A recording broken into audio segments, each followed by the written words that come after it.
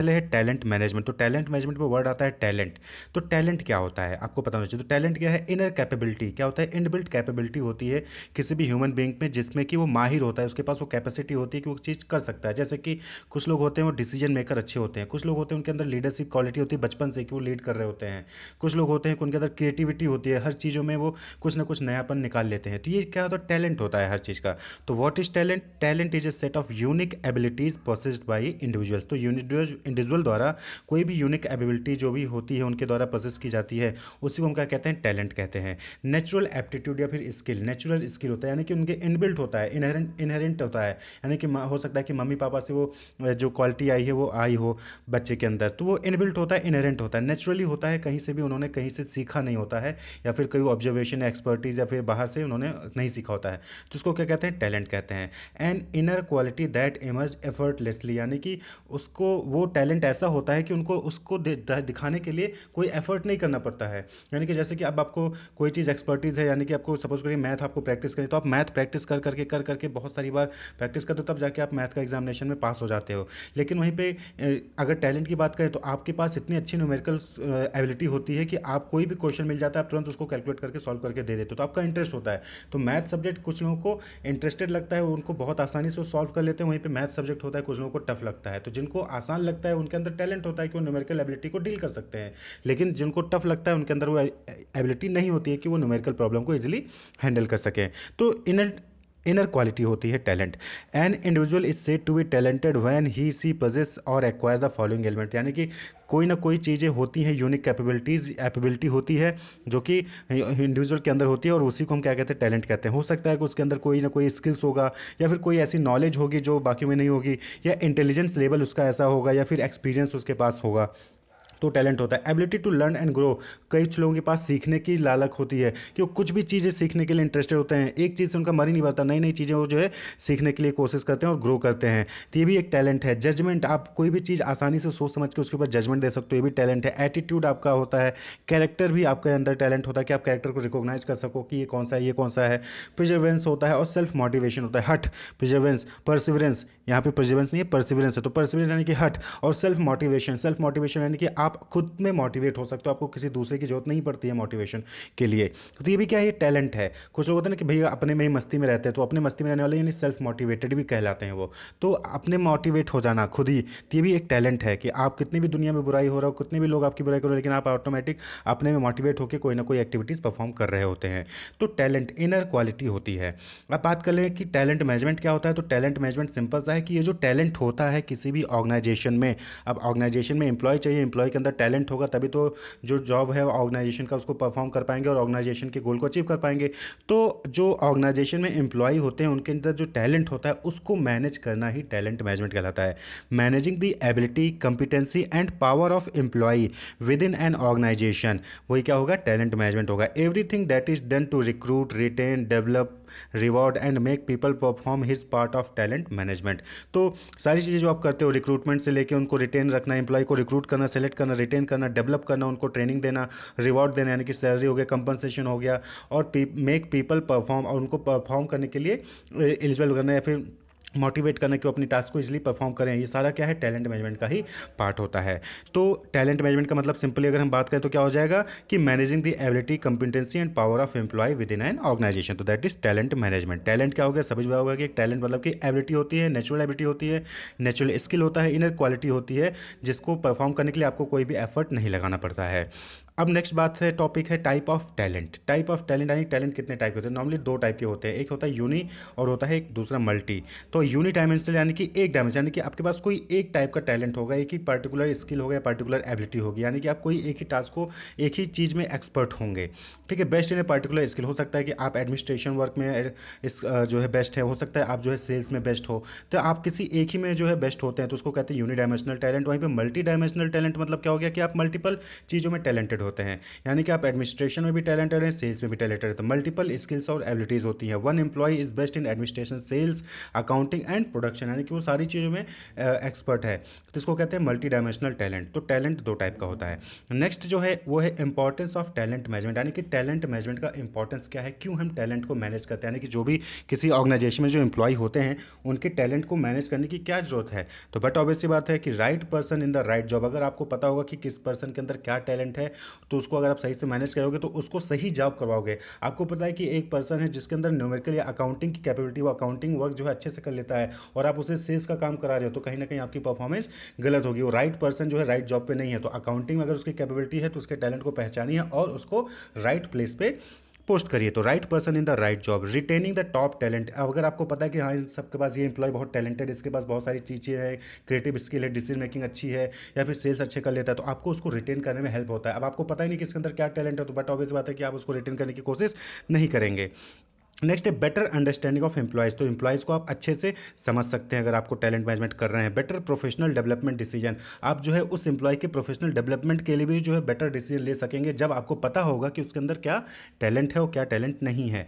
Customer satisfaction, but obvious सी बात है कि अगर टैलेंटेड है और एम्प्लॉय आपके यहाँ टैलेंट है और टैलेंट मैनेजमेंट को आप सही से यूटिलाइज करें तो आप कस्टमर सेटिस्फैक्शन भी वहाँ पे होगा, एम्प्लॉय प्रोडक्टिविटी भी बढ़ेगी। टैलेंटेड पर्सन है, राइट पर्सन को राइट जॉब पे रखेंगे तो वहाँ पे प्रोडक्टिविटी भी बढ़ेगी। अब गलत पर्सन को गलत जॉब पे रख देंगे तो कहाँ प्रोडक्टिविटी देगा, लेकिन सही बंदे से सही काम करवाएंगे तो प्रोडक्टिविटी ऑर्गेनाइजेशन की बढ़ेगी। कंपनी का रेवेन्यू, बट ऑब्वियस बात है ओवरऑल क्या होगा, कंपनी की रेवेन्यू जो है वो सेल्स जो है वो टर्नओवर जो है बढ़ेगी।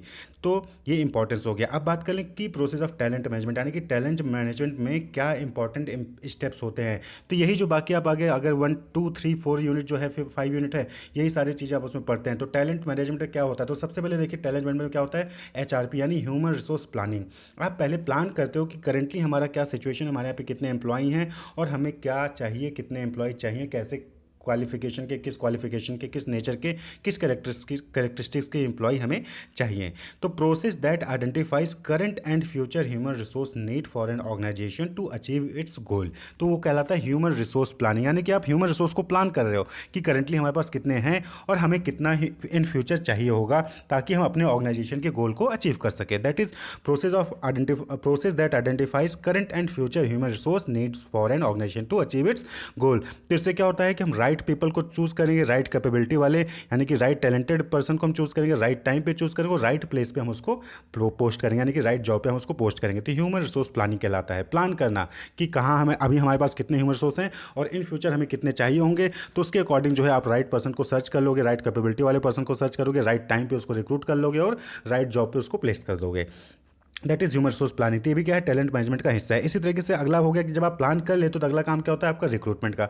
आपने प्लान कर लिया कि नेक्स्ट ईयर हमें 50 एम्प्लॉयज़ चाहिए और अलग अलग स्ट्रीम के, यानी कि कुछ फाइनेंस से रिलेटेड, कुछ मार्केटिंग से रिलेटेड, कुछ प्रोडक्शन से रिलेटेड चाहिए। अब आप क्या करोगे, अगला स्टेप आपका रिक्रूटमेंट होगा। रिक्रूटमेंट यानी कि आप अट्रैक्ट करते हो कैंडिडेट को, एलिजिबल कैंडिडेट को या टैलेंटेड कैंडिडेट को जो आपके उस टास्क को परफॉर्म कर सके। तो उनको अट्रैक्ट करते हो, उनको इन्फ्लुएंस करते हो कि आपकी जॉब के लिए वो आपकी जो वैकेंसी है उसके लिए अप्लाई करें।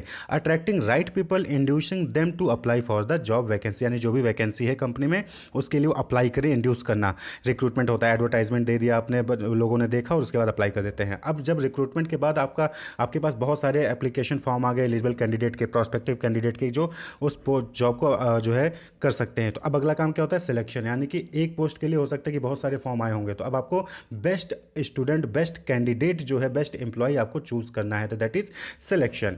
सिलेक्शन में क्या हो गया, choosing the best candidate for the applied candidate, यानी कि फ्रॉम द अप्लाइड कैंडिडेट, यानी कि जितने लोगों ने अप्लाई किया है उस वैकेंसी के लिए उसमें से बेस्ट कैंडिडेट आपको चूज करना है। ये भी क्या है, टैलेंट मैनेजमेंट का प्रोसेस है। फिर ट्रेनिंग एंड डेवलपमेंट, अब जो आपने सेलेक्ट कर लिया उसके बाद उससे रिलेटेड, जॉब को परफॉर्म करने से रिलेटेड जो भी ट्रेनिंग या डेवलपमेंट करना है वो आपको एम्प्लॉय को देना है। उनको रिटेंशन यानी कि रिटेन रोक के रखना। देखिए होता क्या है कि ये जो रिक्रूटमेंट है, सिलेक्शन है, ह्यूमन रिसोर्स प्लानिंग है, ट्रेनिंग है, डेवलपमेंट है, इसमें ऑर्गेनाइजेशन का बहुत सारा पैसा लगता है। ट्रेनिंग आपको फ्री में नहीं मिल जाता है, ट्रेनिंग करने करवाने के लिए कंपनी को पैसे देने पड़ते हैं, उसके बाद एम्प्लॉय को ट्रेनिंग मिलती है। अब आपने रिक्रूटमेंट की एडवर्टाइजमेंट दी, एडवर्टाइजमेंट देने के लिए भी पैसा होगा, सिलेक्शन के लिए आपको जो है मीटिंग बैठानी होगी, वहाँ पे इंटरव्यू होगा, उसमें भी बहुत सारे पैसे खर्चे होते हैं, उसके बाद ट्रेनिंग भी आपको देगा तो पैसा खर्च हो गया। इतना करने के बाद अगर आप कोई इंप्लॉय के अपने पोस्ट पे रखते हो, उसके बाद 1 महीने बाद, 2 महीने बाद या साल भर बाद इंप्लॉय छोड़ के चला जाता है, तो नुकसान किसका होता है? ऑर्गेनाइजेशन का होता है, कि उसको फिर से अब जो है नया पर्सन रिक्रूट करना पड़ेगा, सिलेक्शन, ट्रेनिंग, डेवलप सारा कुछ जो है परफॉर्म करना पड़ेगा। तो इससे बचने के लिए इंप्लॉय को जो ऑर्गेनाइजेशन क्या करते हो, रिटेन करके रखते हैं, यानी कि जो भी टैलेंटेड पर्सन है, टैलेंटेड एम्प्लॉय हैं, उनको रिटेन करके रखना, यानी कि रोक के रखना अपने यहाँ पे, बाहर नहीं जाने देना, यानी एम्प्लॉय टर्नओवर को घटा के रखना है, एम्प्लॉय टर्नओवर बढ़ने नहीं देना है। एम्प्लॉय टर्नओवर का मतलब होता है कि आपके यहाँ से कितने लोग छोड़ के जा रहे हैं। एम्प्लॉय टर्नओवर ज़्यादा यानी कि आपके यहाँ से एम्प्लॉय ज़्यादा छोड़ के चले जाते हैं। एम्प्लॉय टर्नओवर कम है यानी कि आपके यहाँ पे लोग रहते हैं, छोड़ के नहीं जाते हैं जल्दी। तो रिटेंशन ये भी टैलेंट मैनेजमेंट का हिस्सा है। परफॉर्मेंस अप्रेजल आपने रिटेन करके रखा है, उसके बाद आपको परफॉर्मेंस अप्रेजल भी करना है कंटिन्यूअस, साल में 6 महीने में आपको परफॉर्मेंस अप्रेजल करना है, यानी कि जो परफॉर्मेंस है एम्प्लॉय को कैसी है, इंक्रीज हो रही है कि डिक्रीज हो रही है, ये भी देखना है। तो 360 डिग्री अप्रोच हो गया, MBO यानी मैनेजमेंट बाय ऑब्जेक्टिव अप्रोच हो गया। तो अलग अलग अप्रोच होते हैं जहाँ जिनका यूज़ करके आप जो है परफॉर्मेंस अप्रेजल करते हैं। देन प्रमोशन, परफॉर्मेंस अप्रेजल हो गया, परफॉर्मेंस अच्छी हो रही है, बढ़ रही है, कंसिस्टेंस है परफॉर्मेंस में, तो आप उसके बेसिस पे क्या करते हैं, जो एम्प्लॉय होते हैं उनको प्रमोशन भी देते हो, यानी कि उनको हायर जॉब पे पोस्ट कर देते हो। और लास्ट में क्या होता है कि अगर कोई भी इंप्रूवमेंट नहीं है, डिग्रेड हो रहा है, तो उस केस में क्या होता है, लास्ट ऑप्शन एग्जिट, यानी कि एम्प्लॉय को आप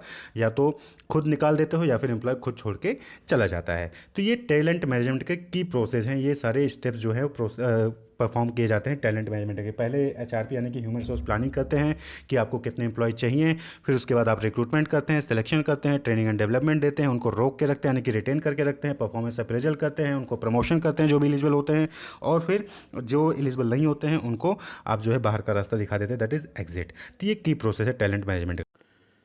evolution of talent management, evolution का मतलब होता है विकास यानी डेवलपमेंट। तो कहने का मतलब यहाँ पर क्या हो गया कि टैलेंट मैनेजमेंट में टाइम के साथ क्या क्या चेंजेज हुए, कैसे चेंजेज हुए। तो means how talent management practices have changed over time. Clear. तो इवोल्यूशन ऑफ टैलेंट मैनेजमेंट का मतलब क्या हो गया कि टैलेंट मैनेजमेंट प्रैक्टिसेस में ओवर द टाइम क्या क्या चेंजेज हुए। तो अगर हम देखें तो ओवर द टाइम जो एम्प्लॉय को मैनेज करने के टेक्निक्स हैं, स्ट्रेटजीज हैं, वो मॉडिफाई हुई हैं, वो चेंज हुई हैं। और जो अदर फैक्टर, एक्सटर्नल फैक्टर्स हैं लाइक टेक्नोलॉजी, ग्लोबलाइजेशन, वर्कफोर्स, इन्होंने भी जो है अफेक्ट किया है, इन्होंने भी टैलेंट मैनेजमेंट प्रैक्टिसेस को चेंज किया है। अब जैसे कि पहले क्या होता था कि पहले जब भी जो है ऑर्गेनाइजेशन को एम्प्लॉय की रिक्वायरमेंट होती थी, तो वो क्या करते थे, वो न्यूज़पेपर में जो है एडवर्टाइजमेंट देते थे, और न्यूज़पेपर को पढ़कर जो है जो भी जो एलिजिबल कैंडिडेट थे वो अप्लाई करते थे ऑर्गेनाइजेशन में। क्लियर।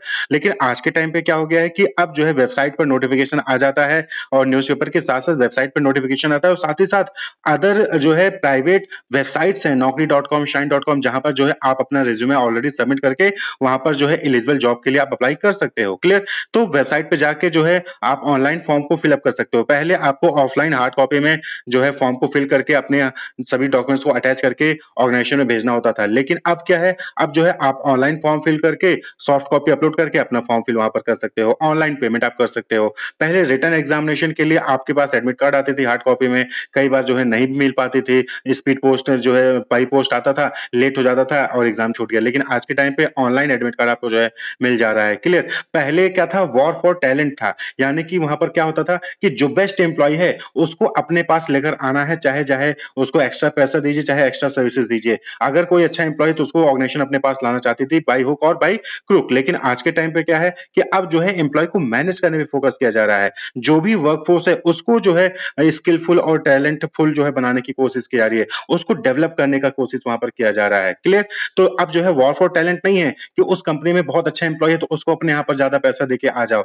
ये जो है अब जो है कहीं ना कहीं खत्म हो गया है। अब जो है फोकस किस पे किया जाता है कि जो एम्प्लॉय है उनको जो है उनकी स्किल को, उनकी जो है जो नॉलेज है उसको डेवलप किया जाए, उसको इंप्रूव किया जाए। क्लियर। तो इस तरीके से टैलेंट मैनेजमेंट के जो प्रोसेस हैं, जो स्ट्रेटजीज हैं, उसमें इवोल्यूशन हुआ है, उसमें चेंजेस आए हैं। पहले अलग तरीके से जो है मैनेज किया जाता था, अलग तरीके से एम्प्लॉय को अट्रैक्ट किया जाता था, उनको डेवलप किया जाता था, उनको रिटेन करके रखा जाता था।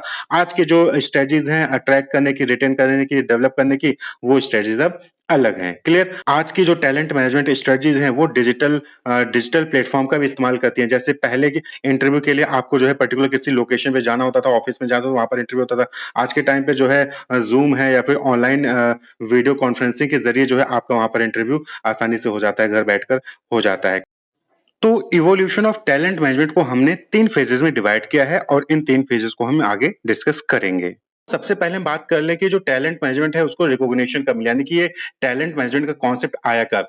तो ये पॉपुलराइज किया गया था मैकेंजी द्वारा। मैकेंजी एंड कंपनी है जिन्होंने 1997 और 2001 में जो है अपनी एक स्टडी की थी, रिपोर्ट पब्लिश की थी। उस रिपोर्ट में ही जो है टैलेंट मैनेजमेंट वर्ड को जो है उन्होंने पॉपुलराइज किया। वॉर फॉर टैलेंट बुक इन्होंने जो है वहां पर लॉन्च की थी। उस बुक में टैलेंट मैनेजमेंट का कॉन्सेप्ट जो है उन्होंने इंट्रोड्यूस किया और जो है इसको रिकॉग्निशन भी मिली। तो इनिशियली जो टैलेंट मैनेजमेंट का फोकस था that is identifying, attracting and retaining high potential employees often with in large corporation. तो बड़े बड़े कॉर्पोरेशन में भी मेन टैलेंट मैनेजमेंट का मतलब क्या होता था कि आइडेंटिफाई करना है एक अच्छे एम्प्लॉय को, उसको अट्रैक्ट करना है और उसको रोक के रखना है अपने यहाँ पर। ये टैलेंट मैनेजमेंट माना जाता था, समझा जाता था अर्लियर, यानी कि अर्लियर पहले के टाइम पे। क्लियर? 1990s और 2000 में। लेकिन धीरे धीरे क्या हुआ, डेवलपमेंट्स हुए, धीरे धीरे माइंडसेट चेंज हुआ और फिर एक्सपेंशन हुआ टू इंटायर वर्कफोर्स, यानी कि मिड 2000 की बात हो रही है, उसके बाद की बात हो रही है। तो यहाँ पर क्या हुआ कि यहाँ पर सिर्फ कुछ ही एम्प्लॉयज़ को फोकस नहीं किया गया। यहाँ पर क्या किया कि जो भी इंटायर वर्कफोर्स है किसी भी कंपनी में, किसी भी ऑर्गेनाइजेशन में, जो पूरा वर्कफोर्स है, उन सभी की परफॉर्मेंस को जो है इंप्रूव करने पे फोकस किया गया, उन सभी को रिटेन करने पर फोकस किया गया। पहले क्या था कि पहले जो अच्छे एम्प्लॉयज हैं खाली उन्हीं पे फोकस करिए, उनको रिटेन करिए, उनको अट्रैक्ट करिए। क्यों? कॉन्सेप्ट ये था कि किसी भी ऑर्गेनाइजेशन में जो 100% एम्प्लॉय हैं उनमें से 20% ही एम्प्लॉय होते हैं जो कि प्रोडक्टिव होते हैं, बाकी 80% तो नॉन प्रोडक्टिव होते हैं, ये मानना होता था। लेकिन 80-20 वाला कॉन्सेप्ट आपने पढ़ा होगा। लेकिन जो है धीरे धीरे माइंडसेट चेंज हुआ और ये माना गया कि सभी एम्प्लॉयज का कॉन्ट्रीब्यूशन होता है ऑर्गेनाइजेशन के डेवलपमेंट में। तो सभी एम्प्लॉयज पे जो है फोकस करना चाहिए, सभी एम्प्लॉयज को डेवलप करना चाहिए, उनको अट्रैक्ट करके रिटेन करके रखना चाहिए। The focus broadened from just high performer to managing the entire workforce to ensure broad organizational success. The goal become creating a consistently motivated and skilled workforce. तो धीरे धीरे क्या हुआ कि टैलेंट मैनेजमेंट में किस चीज पे ध्यान दिया जाने लगा कि हम जो है कंटिन्यूअसली जो है मोटिवेटेड और स्किल्ड वर्कफोर्स को डेवलप करें, क्रिएट करें। Clear? The primary importance is given to the organisational structure in order to figure out the kind and quantity of talent to be hired. उस वक्त भी किस चीज पे फोकस किया जाता था? ऑर्गेनाइजेशनल स्ट्रक्चर पे। तो ऑर्गेनाइजेशनल स्ट्रक्चर कैसा है उसके अकॉर्डिंगली जो है कौन से काइंड के कौन से कितनी क्वांटिटी में एम्प्लॉय की रिक्वायरमेंट है उस पे फोकस किया जाता था मिड 2000 में। Clear? In this case the main focus is paid to the strategy for filling the essential positions. और इसमें भी क्या होता था कि मेन फोकस किस पे किया जाता था कि जो इसेंशियल पोजीशन है उस पे जो है किस तरीके से सही एम्प्लॉय को जो है रिक्रूट किया जाए, अट्रैक्ट किया जाए, उनको रिटेन करके रखा जाए, इस पर फोकस किया जाता था। लेकिन फिर धीरे धीरे क्या हुआ, डिजिटलाइजेशन आया, ग्लोबलाइजेशन आया और जो है और भी सारी चीज़ें जो है वहाँ पर इवॉल्व हुई टैलेंट मैनेजमेंट के प्रैक्टिसेस में। The digital era and integrated talent management. तो यहाँ पर क्या हुआ कि ग्लोबलाइजेशन होने की वजह से अब क्या हुआ कि जो ऑर्गेनाइजेशंस हैं वो ग्लोबल हुई, यानी कि वो अदर कंट्रीज में भी अपना बिजनेस परफॉर्म स्टार्ट करना शुरू कर दी। तो ऐसे में अब उनको जो है ग्लोबल टैलेंट पूल जो है वहाँ पर क्रिएट करना था, यानी कि अब जो है वो सिर्फ अपनी ही कंट्री से एम्प्लॉयज़ को हायर नहीं कर रही हैं, अब अलग अलग कंट्रीज से एम्प्लॉयज़ को हायर कर रही हैं और टैलेंटेड एम्प्लॉय को जो हायर करके अपने यहाँ पर अट्रैक्ट करके रिटेन करके रखती हैं। जैसे कि आप देखेंगे गूगल हो गया या फिर जो अदर कंपनीज हैं जो कि मल्टीनेशनल कंपनी है, ग्लोबल कंपनीज हैं, वो इंडिया के बहुत सारे टैलेंटेड एम्प्लॉयज़ को अपने यहाँ पर अट्रैक्ट करके रिटेन करके और हायर पोजीशन पे रखती हैं। क्लियर? तो फोकस किस पे गया? डेटा ड्राइवन डिसीजन मेकिंग पे, पर्सनलाइज एक्सपीरियंस में, इंटीग्रेटेड प्लेटफॉर्म क्रिएट करने पे फोकस हुआ जो है नए टैलेंट मैनेजमेंट में, जो अभी प्रेजेंटली टैलेंट मैनेजमेंट का कॉन्सेप्ट चल रहा है, प्रैक्टिसेस चल रहे हैं। From a war for talent mindset to a more holistic approach of developing and managing internal talent pool, यानी कि सबसे अच्छा वाला एम्प्लॉय मेरे यहाँ हो, इस वॉर से जो है निकल कर अब क्या फोकस किया जा रहा है कि जो इंटरनल टैलेंट हैं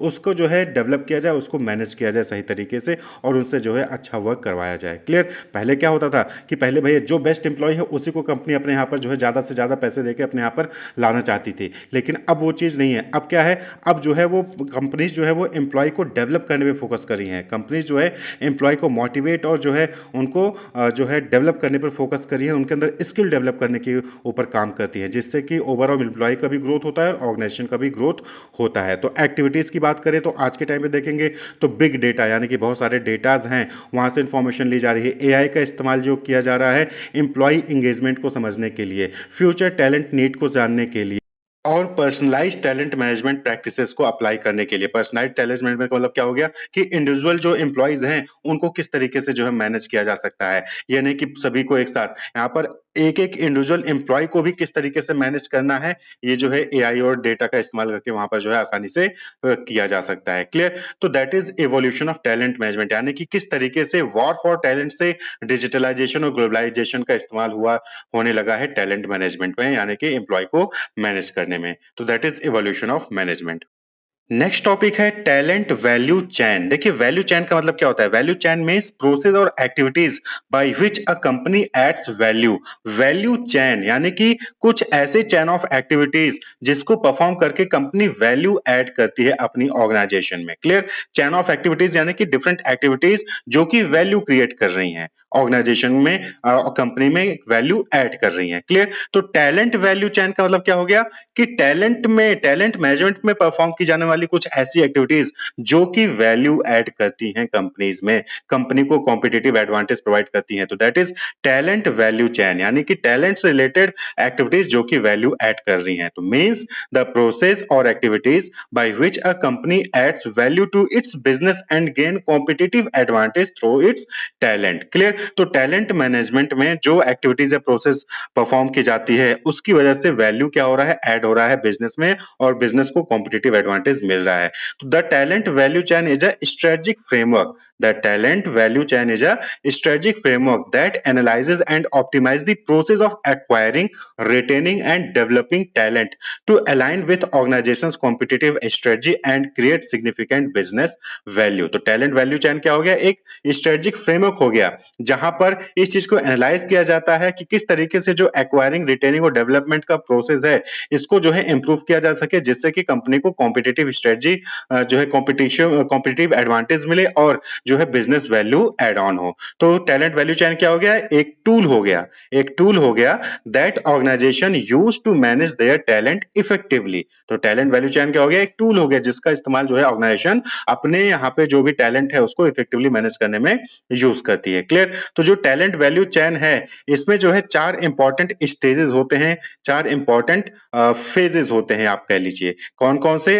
attract, develop, engage and retain. Clear? Attract, develop, engage and retain. कहीं-कहीं पे कुछ बुक्स में आपको जो एंगेज है ये रिटेन के अंदर ही देखने को मिलेगा, यानी कि वहां पे 3 होंगे, अट्रैक्ट, डेवलप और रिटेन। क्लियर? तो एक-एक करके हम इसको समझते हैं। तो सबसे पहला है अट्रैक्ट, यानी कि एक्विजिशन, एक्वायर करना। अट्रैक्ट यानी कि एक ऑर्गेनाइजेशन क्या करती है? जो बेस्ट एम्प्लॉय होते हैं, जो अच्छे एम्प्लॉयज होती हैं उनको एक्वायर करती हैं, उनको अट्रैक्ट करती हैं। Means recruiting the right talent for the organisation, यानी कि सही पर्सन, सही एम्प्लॉय को रिक्रूट करना ही एक्विजिशन या फिर अट्रैक्ट कहलाता है। तो it involves identifying the skills, knowledge and experience required for each role. Organisation में अलग-अलग टास्क परफॉर्म करने होते हैं, अलग-अलग एक्टिविटीज परफॉर्म करनी पड़ती हैं।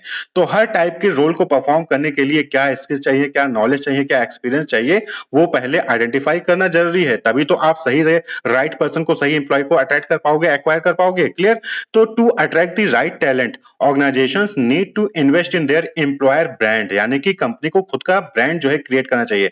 भाई कोई भी अच्छा एम्प्लॉय होगा, कोई भी टैलेंटेड एम्प्लॉय होगा, वो कौन सी कंपनी में जाना चाहेगा? उस कंपनी में जाना चाहेगा जो रेपुटेड होगी, जिसका मार्केट में रेपुटेशन होगा, नाम होगा, एक ब्रांड होगा। हर कोई चाहेगा कि एक ब्रांडेड कंपनी में जो है वो एम्प्लॉय बने। क्लियर? तो एम्प्लॉयर ब्रांड को जो है इंप्रूव करने पे ऑर्गेनाइजेशन को इन्वेस्ट करना चाहिए, जिससे कि राइट पर्सन और टैलेंटेड एम्प्लॉय जो है उसकी कंपनी को ज्वाइन कर सके।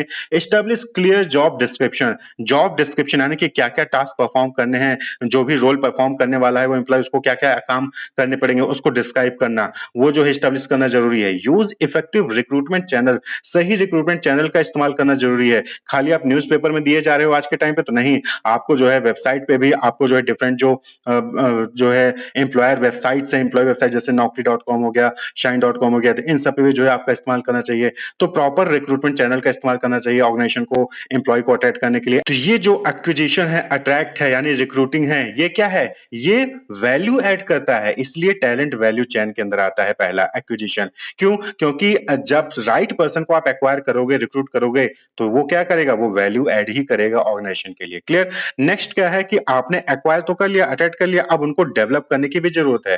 That is development. क्लियर? यानी कि उनकी स्किल्स को, उनकी नॉलेज को भी आपको कंटिन्यूअस बेसिस पे इंप्रूव करना है और जो है एडवांस करना है। Means developing employees skills and knowledge to ensure that they can perform their roles effectively. उनकी स्किल्स को, उनकी नॉलेज को इंप्रूव करने की जरूरत क्यों है? जिससे कि जो भी ऑर्गेनाइजेशन के रोल्स हैं, टास्क हैं, उसको वो इफेक्टिवली परफॉर्म कर सके। तो इसलिए एम्प्लॉय का डेवलपमेंट भी जरूरी है। क्लियर? जैसे कि आपने पहले एम्प्लॉयज जो है सपोज करें कि कोई ऑर्गेनाइजेशन है, वो जो है बहुत पुरानी ऑर्गेनाइजेशन है, तो पहले डिजिटलाइजेशन तो था नहीं, तो वहां पर पहले जो है सभी लोग बुक और पेन का ही इस्तेमाल करके काम कर रहे थे, लेकिन बाद में डिजिटलाइजेशन आया, तो अब यहाँ पर जरूरी है कि उन एम्प्लॉयज को कंप्यूटर की नॉलेज दी जाए, कंप्यूटर की प्रैक्टिकल ट्रेनिंग दी जाए, जिससे कि वो ऑर्गेनाइजेशन के काम को सही तरीके से कर सकें। क्लियर? तो development it involves creating a learning and development plan that aligns with the organisations business objective. तो जो भी ऑर्गेनाइजेशन का गोल है, जो भी उसका ऑब्जेक्टिव है, उसके अकॉर्डिंग जो है लर्निंग और डेवलपमेंट प्लान जो है ऑर्गेनाइजेशन को तैयार करना चाहिए, जिससे कि जो है प्रॉपर ट्रेनिंग जो है वो एम्प्लॉय को दी जा सके। Organisations need to provide employee with access to training and development opportunities, encourage continuous learning and provide regular feedback and coaching. तो ये ऑर्गेनाइजेशन की भी रिस्पॉन्सिबिलिटी बनती है कि जो वो है एम्प्लॉय को जो है डिफरेंट ट्रेनिंग और डेवलपमेंट की अपॉर्चुनिटीज वहां पर प्रोवाइड करें, जिसमें एम्प्लॉय जो है पार्टिसिपेट करके अपने स्किल्स को, अपनी नॉलेज को इंप्रूव कर सके, कंटिन्यूअस लर्न करते रहें और ऑर्गेनाइजेशन को प्रॉपर जो है टाइमली फीडबैक भी देना चाहिए कि उनकी परफॉर्मेंस कैसी है। जैसे आप 360 डिग्री अप्रेजल है, एमबीओ अप्रोच है, तो इन सब का इस्तेमाल करके जो है वहां पर जो है प्रॉपर फीडबैक भी एम्प्लॉय को देना चाहिए, जिससे कि एम्प्लॉय को अपने ड्रॉबैक्स के बारे में पता चले और उस पर जो है वो फोकस कर सके, उस पर वो काम कर सके। क्लियर? तो ये भी क्या है? डेवलपमेंट। ये भी क्या है? वैल्यू एड कर रहा है। कैसे? कि भाई आप एम्प्लॉय के स्किल्स को, एम्प्लॉय के नॉलेज को इंप्रूव करोगे, तो वो क्या करेगा? वो अपने टास्क को अच्छे से परफॉर्म कर पाएगा, तो ओवरऑल कंपनी का जो ऑर्गेनाइजेशन का टास्क है वो अचीव होगा और ऑर्गेनाइजेशन को कॉम्पिटिटिव एडवांटेज भी मिलेगा और उसको जो है ग्रोथ भी होगा ऑर्गेनाइजेशन का। क्लियर? तो ये वैल्यू ऐड कर रहा है, इसलिए टैलेंट वैल्यू चैन। इसी तरीके से जो इसी टैलेंट वैल्यू चैन में अगला एलिमेंट है दैट इज एंगेज। एंगेज का मतलब क्या हो गया? Creating a positive work environment that motivates employee to perform at their best. कई बार क्या होता है कि हम राइट पर्सन, राइट एम्प्लॉय को तो हायर कर लेते हैं, एक्वायर कर लेते हैं, उनको स्किल्स और नॉलेज भी दे देते हैं। क्लियर? उनका डेवलपमेंट भी करते हैं, लेकिन उनको हम एंगेज नहीं कर पाते हैं, यानी कि उनका जो काम है उसको परफॉर्म करने में हम उनको एंगेज नहीं कर पाते हैं। कुछ सालों बाद हो सकता है वो छोड़ के चले जाएं, कुछ महीने बाद ही वो छोड़ के चले जाएंगे। तो इसलिए एम्प्लॉयज को एंगेज करना भी जरूरी है। To engage their talent, organisations need to ensure that their employees feel valued and supported. कोई भी पर्सन है, इन जनरल अगर आप समझिए, आप उसी ग्रुप में रहना चाहोगे जहां पर आपकी रेस्पेक्ट होगी, जहां पर आपको लगेगा कि हाँ, वहां पर आपकी कुछ वैल्यू है और आपको लोगों से सपोर्ट मिल रहा है। तो सिमिलरली कोई भी एम्प्लॉय उसी ऑर्गेनाइजेशन में रुकना चाहेगा जहां पर उसको वैल्यू किया जाएगा, जहां पर उसको सपोर्ट मिलेगा। Clear? Provide opportunities for career growth, ऐसी जगह पे वो एम्प्लॉय जो है काम करना चाहेगा जहां पर उसका करियर ग्रो करे, यानी कि आज जो है, आज भी जिस भी पोजीशन पे उसने ज्वाइन किया है, सेम उसी पोजीशन पे वो 10 साल बाद भी रह रहा है, तो वहां क्यों रहेगा? तो इसलिए इस ऑर्गेनाइजेशन को एम्प्लॉय ज्वाइन करना चाहेगा जहां पर ग्रोथ हो उसका। ठीक है? आगे चल के 5 साल बाद वो प्रमोशन उसको मिल सके। तो इसलिए ऑर्गेनाइजेशन को चाहिए कि उनको करियर ग्रोथ भी प्रोवाइड करें एम्प्लॉयज को, तभी एम्प्लॉय एंगेज रहेगा। And recognise and reward performance, आप एम्प्लॉय को वहां पर रिकॉग्नाइज करें। क्लियर? जो भी अच्छा परफॉर्म कर रहा है उसको रिकॉग्नाइज करें और साथ ही साथ उसको रिवॉर्ड भी दें। आपको जो है मॉनेटरी बेनिफिट या फिर नॉन मॉनेटरी बेनिफिट जो है वहां पर एम्प्लॉय को दे सकते हैं। हो सकता है आप जो है 1 हफ्ते का टूर पैकेज उसको ऑर्गेनाइज कर दें। क्लियर? या फिर जो है आपने उसको जो है मॉनेटरी बेनिफिट दे दिया, एक्स्ट्रा बोनस दे दिया। क्लियर? तो इस तरीके से जो है एम्प्लॉय को एंगेज करना वहां पर जरूरी है ऑर्गेनाइजेशन को। और अगर ऑर्गेनाइजेशन जो है, एम्प्लॉय जो है वो एंगेज रहेगा ऑर्गेनाइजेशन के साथ, तो ऑर्गेनाइजेशन ग्रो करेगी। इसी तरीके से जो अगला इंपॉर्टेंट है दैट इज रिटेंशन, यानी कि रिटेन। रिटेन का मतलब होता है रोक कर रखना means retaining top talent to ensure the organisation can achieve its long term objective. अब आपने हायर तो कर लिया राइट पर्सन को जो है आपने डेवलप भी कर दिया, उसको इंगेज भी करके रखा है, लेकिन हो सकता है कि आगे चल के वो छोड़ के चला जाए, तो ऐसे में उनको रिटेन करके रखना भी जरूरी है। तो जैसा कि हमने बताया, इंगेज रिटेंशन के अंदर ही आता है। भाई अगर आपने इंगेज करके रखा हुआ है एम्प्लॉय को, तो जाहिर सी बात है कि वो आपके साथ वर्क करेगा, लेकिन उनको लंबे समय तक रोक के रखना चाहिए।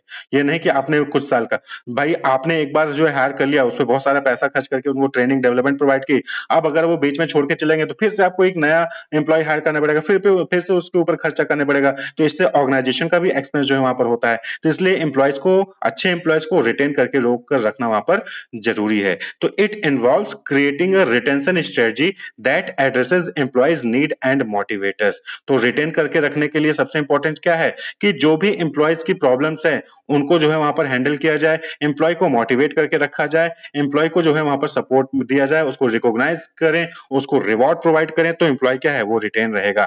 To retain talent organisation need to provide competitive compensation, यानी कि मार्केट में जो अदर कॉम्पिटिटर हैं वो जो भी कंपनसेशन यानी कि सैलरी या फिर बेनिफिट्स दे रहे हैं, उससे बेटर या फिर उसके इक्विवेलेंट आप भी जो है अपने एम्प्लॉयज को जो है वहां पर कंपनसेशन प्रोवाइड कर रहे हैं। क्योंकि अगर आप कम प्रोवाइड कर रहे होंगे, कॉम्पिटिटर ज्यादा प्रोवाइड कर रहे होंगे, तो जाहिर सी बात है कि जो एम्प्लॉय है वो कहां चला जाएगा, कॉम्पिटिटर के पास चला जाएगा। Ensure work life balance, organisation को इस चीज पे भी ध्यान देना है कि आप एम्प्लॉय को इतना एंगेज ना कर लें, इतना ज्यादा उससे आप जो है काम ना करवाने लगे कि वो दिन भर ऑफिस में बैठ रहा है, रात को भी ऑफिस का काम कर रहा है, घर पे जो है उसको प्रॉब्लम आ रही है। तो वर्क लाइफ बैलेंस जरूरी है, यानी कि उसकी लाइफ भी जो है सही से चले और वो वर्क भी सही से कर पाए, तो इसको भी इंश्योर करना है ऑर्गेनाइजेशन को। ये नहीं कि लगातार एम्प्लॉय से काम ही करा जा रहा है, आप उसको लीव ही नहीं दे रहे हो, ऐसा नहीं होना चाहिए। Offer opportunities for career growth करने के लिए अपॉर्चुनिटीज भी जो है ऑर्गेनाइजेशन द्वारा प्रोवाइड किया जाना है एम्प्लॉय को, तभी जो है एम्प्लॉय वहां पर रहेगा। And create a culture of trust and respect, organisation में ट्रस्ट, विश्वास और रेस्पेक्ट, यानी कि एक दूसरे को लोग रेस्पेक्ट कर रहे हो, इसका कल्चर जो है वहां पर क्रिएट किया जाना चाहिए। चाहे वो जूनियर एम्प्लॉय हो, चाहे सीनियर एम्प्लॉय हो, एक दूसरे का वहां पर रेस्पेक्ट हो, ट्रस्ट हो, ये कल्चर डेवलप हो गया ऑर्गेनाइजेशन में, तो लोग आपस में मिलजुल कर वहां पर काम करेंगे और लंबे समय तक जो है वहां पर वो काम करते रहेंगे।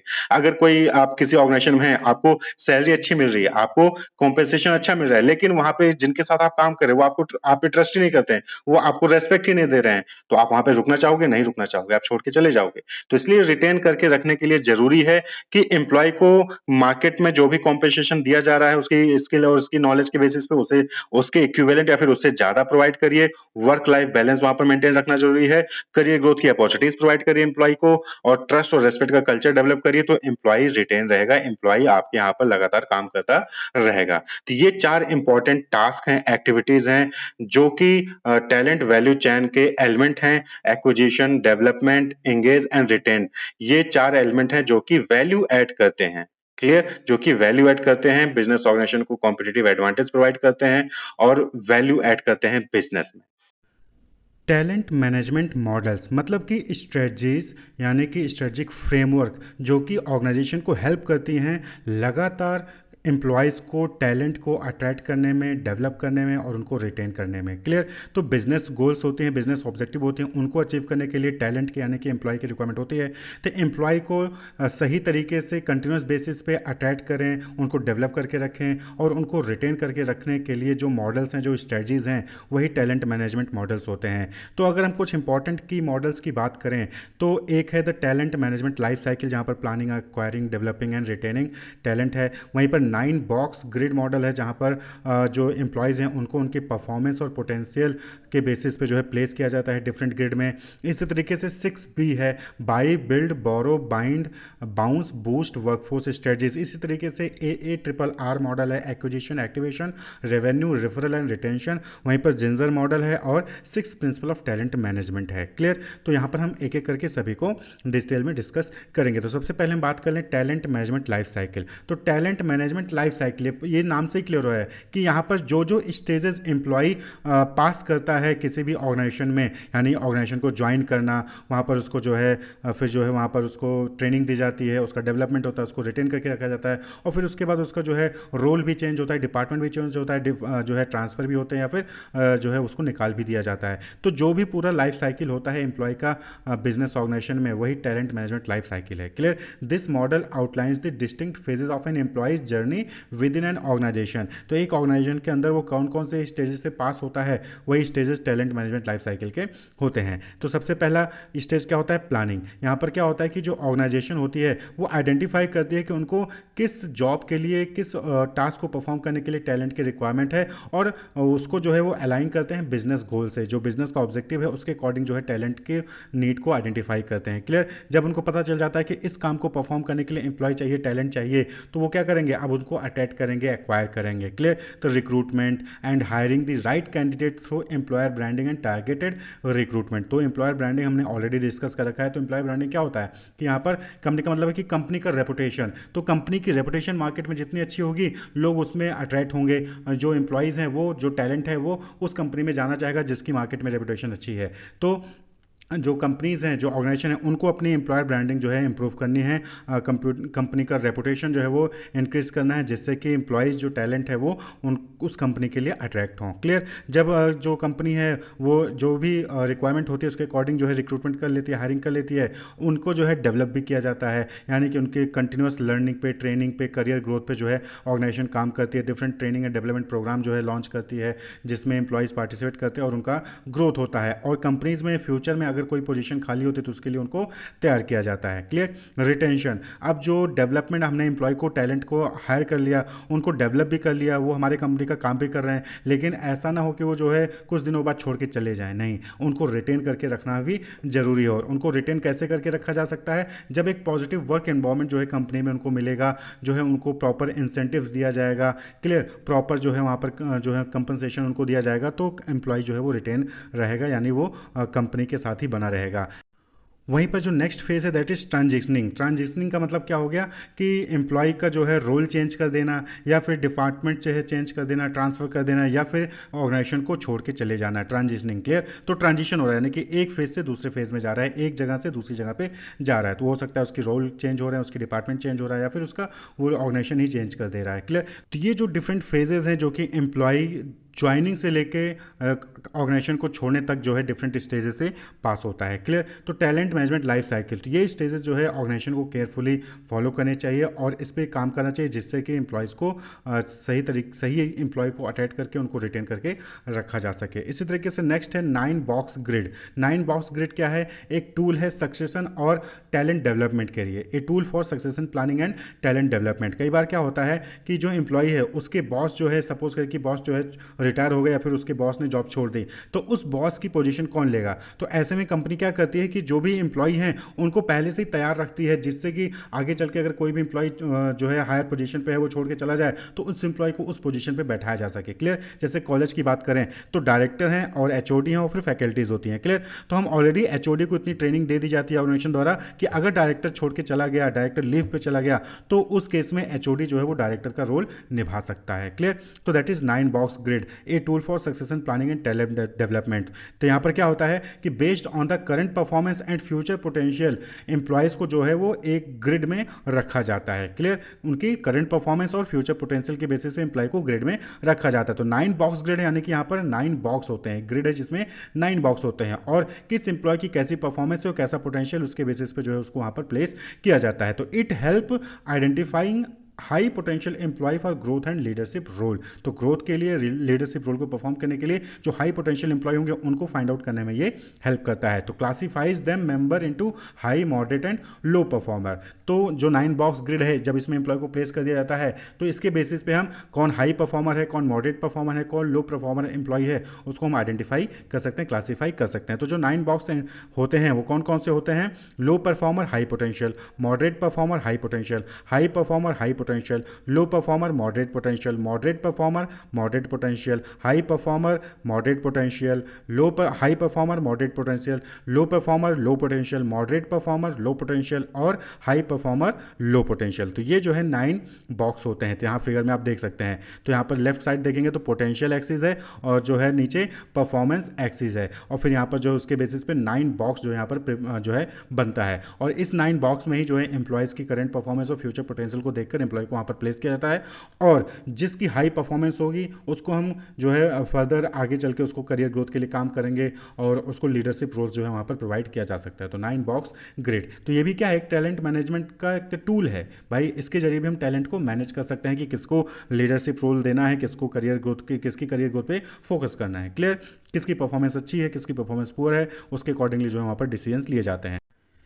इसी तरीके से जो अगला मॉडल है दैट इज 6B। तो यहाँ पर क्या है, जैसे टैलेंट मैनेजमेंट लाइफ साइकिल था तो उसी तरीके से यहाँ पर भी है, स्टेजेस हैं, बस यहाँ पर बी के टर्म में जो है उनको डिनोट किया गया। तो this model focus on strategies for addressing talent gap, यानी कि ऑर्गेनाइजेशन को जो टैलेंट चाहिए वो उसके पास नहीं है, तो टैलेंट गैप होगा, तो उस गैप को दूर करने के लिए ये 6B मॉडल का इस्तेमाल वहाँ पर किया जाता है। तो द 6B कौन से हैं, buy, build, borrow, bind, bounce and boost work force. Clear, तो बाई, पहला क्या है, buy, buy means buying talent from the market, कहने का मतलब है एक्वायरिंग। तो एम्प्लॉयर ब्रांडिंग, कस्टमर जो कंपनी की रेपुटेशन है मार्केट में, उसके बेसिस पे जो है हम जो टैलेंट है उसको मार्केट से बाई कर सकते हैं, यानी कि एक्वायर कर सकते हैं। क्लियर, नेक्स्ट है बिल्डिंग स्किल्स इंटरनली, यानी कि जो एम्प्लॉय है उनको ट्रेनिंग और डेवलपमेंट प्रोवाइड करना जिससे कि उनकी स्किल्स को बिल्ड किया जा सके। तो मार्केट से पहले आप एक्वायर करिए टैलेंट को, फिर उसके बाद उनकी स्किल्स और जो स्किल्स है, जो नॉलेज है उसको बिल्ड करिए इंटरनली, यानी उनको ट्रेनिंग और डेवलपमेंट प्रोवाइड करिए ऑर्गेनाइजेशन के अंदर ही।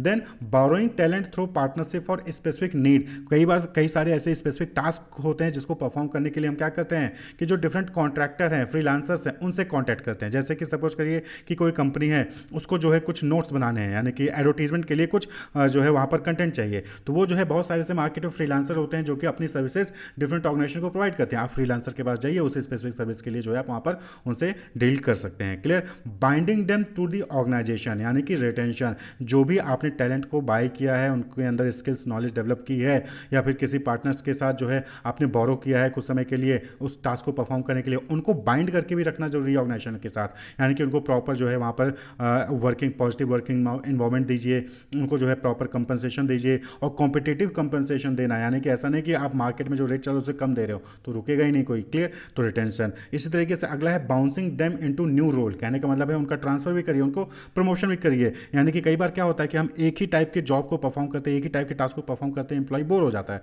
तो जब उसका रोल चेंज होता है उसको कोई ट्रांसफर दे देता है किसी दूसरे प्लेस पे, या फिर उसको प्रमोशन कर दिया जाता है, तो ऐसे में वो जो है उसके अंदर कुछ नया सीखने की जो है चाहत होती है, कुछ नयापन आ जाता है, तो वो और ज़्यादा इंटरेस्ट उसमें रखता है, बिजनेस के साथ जुड़ने में इंटरेस्ट रखता है। तो इसलिए उनको बाउंस भी करिए, बाउंस यानी कि उछालिए, यानी कि उनके करियर ग्रोथ करिए, उनका ट्रांसफर करिए, उनका प्रमोशन करिए। Clear, and next is boosting their performance, कहने का मतलब है प्रिपेयरिंग फॉर फ्यूचर चैलेंजेस। तो जैसा कि हमने बताया कि कई बार होता है कि फ्यूचर में कोई लीडर है वो चला गया छोड़ के, तो उस रोल को कौन परफॉर्म करेगा, तो ऐसे केस में जो ऑर्गेनाइजेशन होती है वो पहले से ही एम्प्लॉय को उस रोल को परफॉर्म करने के लिए प्रिपेयर करके रखती है। क्लियर, तो फ्यूचर में अगर कोई भी चैलेंज आता है, कोई भी रोल परफॉर्म करना है, तो उसके लिए एम्प्लॉय को तैयार करना, तो that is boosting their performance, यानी boost is about accelerating and development of key talent and high potential employ to ensure they are prepared for future challenges and leadership role. तो आगे चल के कोई भी चैलेंजेस आता है ऑर्गेनाइजेशन के सामने, या फिर कोई लीडरशिप रोल परफॉर्म करनी है,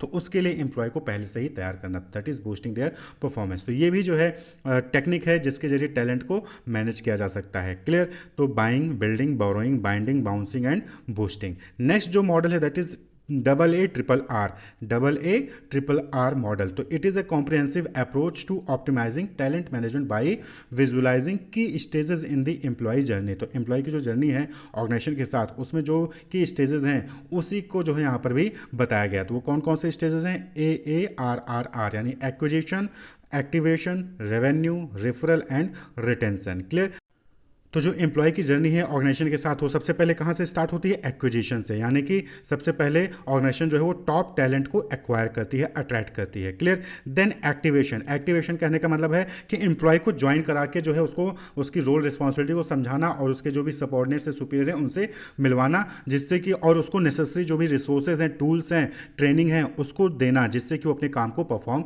कर सके। तो एक्टिवेट करना, एक्वायर तो कर लिया आपने कि आपने जो है न्यूज़पेपर में एडवर्टीजमेंट दिया जो टैलेंट था उसने जो है उसको देख के अप्लाई किया, आपने उसका इंटरव्यू लिया, उसको सिलेक्ट कर लिया है, अब उसको एक्टिवेट भी तो करिए, यानी कि उसको जो भी नेसेसरी रिसोर्सेज हैं, टूल्स हैं, ट्रेनिंग है, उसको एम्प्लॉय को प्रोवाइड करिए और उसको उससे जो है उसका काम कराना स्टार्ट कर दिए। तो onboarding new employees, activation, clear. Then आता है revenue. Revenue means maximising employee contribution by ensuring ongoing skill development, engagement, motivation and effective performance management. कहने का मतलब क्या है कि जो एम्प्लॉय आपने हायर किया है, जिसको एक्टिवेट किया है, उसको जो है उससे ज़्यादा से ज़्यादा रेवेन्यू जनरेट करवाइए, क्लियर। यानी कि उससे ज़्यादा से ज़्यादा काम करवाइए। और वो कैसे करवाया जा सकता है? जब आप उसको प्रॉपर डेवलपमेंट करेंगे, स्किल डेवलपमेंट करेंगे, उसको एंगेज करके रखेंगे, उसको मोटिवेट करेंगे, उसकी परफॉर्मेंस मैनेजमेंट को देखेंगे, तभी जो है आप उससे ज़्यादा जो है कंट्रीब्यूशन ले सकते हैं एम्प्लॉय से, क्लियर। तो यहाँ ऑर्गेनाइजेशन के पॉइंट ऑफ व्यू से बात हो रहा है कि ऑर्गेनाइजेशन एम्प्लॉय से जभी तभी जो है ज़्यादा कंट्रीब्यूशन ले सकता है जब वो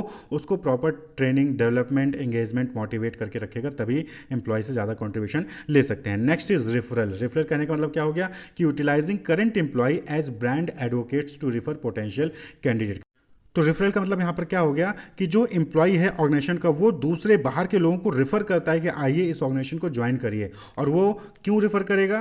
तभी रेफर करेगा जब वो खुद सेटिस्फाई होगा, भाई मैं किसी ऑर्गेनाइजेशन में काम कर रहा हूँ और मुझे वहाँ उस ऑर्गेनाइजेशन के में जो वर्क इन्वायरमेंट है वो पॉजिटिव है, मुझे वहाँ मोटिवेटेड फील होता है, मुझे जो है अच्छा कंपनसेशन मिल रहा है, मार्केट में जो भी कंपनसेशन है उसके अकॉर्डिंग मुझे अच्छा कंपनसेशन मिल रहा है, तो मैं बाहर के लोगों को पॉजिटिव ही तो बताऊंगा उस ऑर्गेनाइजेशन के बारे में, क्लियर। तो रेफरल यानी कि कहने का मतलब क्या है कि एम्प्लॉयर ब्रांडिंग यहां पर भी हो रही है, क्लियर। तो यहां पर एम्प्लॉयर ब्रांडिंग किसके द्वारा हो रही है? जो ऑर्गेनाइजेशन के एम्प्लॉय हो उनके द्वारा हो रही है। जब करंट एम्प्लॉय हैप्पी होगा तो वो अच्छे टैलेंट को भी अटेंड करके ले आएगा। एंड नेक्स्ट इज रिटेंशन, यानी कि जो टॉप टैलेंट है उनको रिटेन करके रखना जरूरी है, उनको मीनिंगफुल वर्क प्रोवाइड करिए, ग्रोथ अपॉर्चुनिटीज उनको जो है दीजिए, पॉजिटिव वर्क एनवायरमेंट प्रोवाइड करिए, कॉम्पिटिटिव कंपनसेशन दीजिए और कंटिन्यूस फीडबैक उनको प्रोवाइड करिए।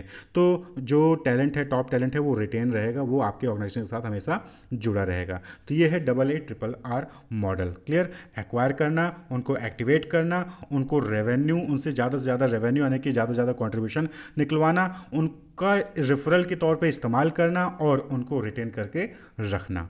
That is AA RRR model. Talent management model में हम यहाँ पर डिस्कस करेंगे जिंजर मॉडल। देखिए जिंजर मॉडल एक कैनेडियन मैनेजमेंट कंसल्टेंट थे, डॉक्टर डेविड जिंजर, उनके नाम पर जो है ये जिंजर मॉडल रखा गया क्योंकि इन्होंने ही जो है इस मॉडल को डेवलप किया था। तो it is a model for employee engagement developed by an Canadian management consultant doctor David Zinger. देखिए एम्प्लॉय इंगेजमेंट का मतलब क्या हो गया है कि employee engagement is the emotional and intellectual commitment an employee has to their job and organisation. यानी कि ऑर्गेनाइजेशन की रिस्पॉन्सिबिलिटी बनती है और ऑर्गेनाइजेशन को ये चीज़ चाहिए कि वो अपने एम्प्लॉय को इमोशनली और इंटेलेक्चुअली कनेक्ट करें अपने जॉब से और ऑर्गेनाइजेशन से, तभी जो है जो एम्प्लॉय है वो एक्स्ट्रा एफर्ट लगाएगा और कंपनी के गोल को अचीव करने में कंट्रीब्यूट करेगा, क्लियर। तो ये जरूरी है कि एम्प्लॉय जो है वो इमोशनली और इंटेलेक्चुअली कनेक्ट करे उसको जो जॉब मिली है उससे और ऑर्गेनाइजेशन से। जब आप किसी चीज़ से कनेक्टेड फील करोगे तभी तो आप उसके लिए जो है एक्स्ट्रा एफर्ट करोगे। जैसे कि आप अपने परिवार से, अपनी फैमिली से कनेक्टेड फील करते हो, तो अगर कभी कोई प्रॉब्लम आती है फिर हमेशा आप ना कुछ ऐसा करते हो, एफर्ट करते हो, मेहनत करते हो जिससे कि आप अपनी फैमिली को खुश कर सको। इसी तरीके से जब आप ऑर्गेनाइजेशन से, जॉब से जो है कनेक्टेड रहोगे, कमिटेड रहोगे इमोशनली और इंटेलेक्चुअली, तो फिर आप जो है और अपनी जॉब के लिए, अपनी ऑर्गेनाइजेशन के लिए भी जो है एक्स्ट्रा एफर्ट लगाओगे और ओवरऑल कंपनी का ग्रोथ होगा, कंपनी का जो ऑब्जेक्टिव है, गोल है, वो भी अचीव होगा, क्लियर। तो it provides a comprehensive human centred approach that organisation can use to develop a workforce that is enthusiastic, dedicated and emotionally invested in their work. तो जो डॉक्टर डेविड जिंजर द्वारा Zinger model develop किया गया, तो ये क्या है, एक कॉम्प्रिहेंसिव और एक ह्यूमन सेंटर्ड अप्रोच जो है प्रोवाइड करता है किसको, ऑर्गेनाइजेशन को, जिसका इस्तेमाल करके जो ऑर्गेनाइजेशन है वो एक ऐसा वर्कफोर्स डेवलप कर सकते हैं जो कि हाई एनर्जेटिक होगा, डेडिकेटेड होगा अपने काम को लेकर, अपनी जॉब को लेकर, और इमोशनली कनेक्टेड होगा अपने काम को लेकर, क्लियर। तो जब इस जिंजर मॉडल में, एक्चुअली इस जिंजर मॉडल में जो है 10 की बिल्डिंग ब्लॉक बताए गए हैं, उस 10 की बिल्डिंग ब्लॉक पे जो है ऑर्गेनाइजेशन को काम करना चाहिए। अगर जो ऑर्गेनाइजेशन है उस 10 की बिल्डिंग ब्लॉक्स पे जो है काम करती है, तो जो एम्प्लॉय है, जो टैलेंट है, वो इमोशनली और इंटेलेक्चुअली कमिटेड होगा अपनी जॉब के लिए, अपनी ऑर्गेनाइजेशन के लिए। तो doctor David Zinger focuses on creating a culture of dedication by connecting individual needs with organisational goals through 10 की बिल्डिंग ब्लॉक्स, क्लियर, जो कि अब हम आगे उसको डिस्कस करेंगे।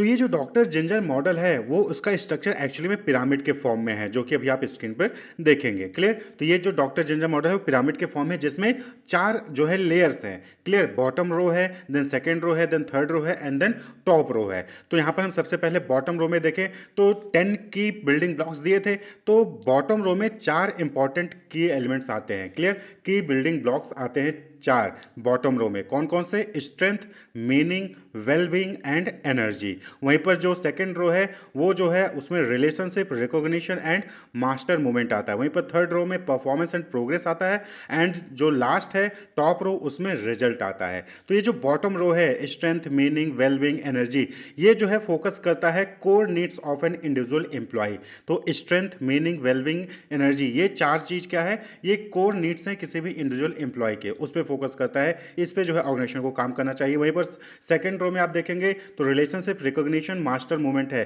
तो it focuses on fostering relationship and sense of community, यानी कि यहाँ पर फोकस किया जाता है कि जो एम्प्लॉय है वो अपने आप को कनेक्टेड फील करे अदर एम्प्लॉय से, अपने बॉस से, उसकी परफॉर्मेंस के लिए उसको रिकॉग्निशन दिया जाए और जो भी इंपॉर्टेंट मोमेंट्स है उसको जो है वो एंजॉय करे, उसको मेमोरेबल वहां पर बनाया जा सके। ऑर्गेनाइजेशन को इसके लिए काम करना चाहिए। वहीं पर थर्ड रो में आप देखेंगे तो परफॉर्मेंस एंड प्रोग्रेस है। तो इट फोकस सिर्फ to creating high performance culture, performance and progress. तो यहाँ पर ऑर्गेनाइजेशन को चाहिए कि वो अपने एम्प्लॉय की परफॉर्मेंस को इंप्रूव करने पर ध्यान दे, उनकी प्रोग्रेस पे ध्यान दे, जिससे कि क्या हो, अचीव कर सके result.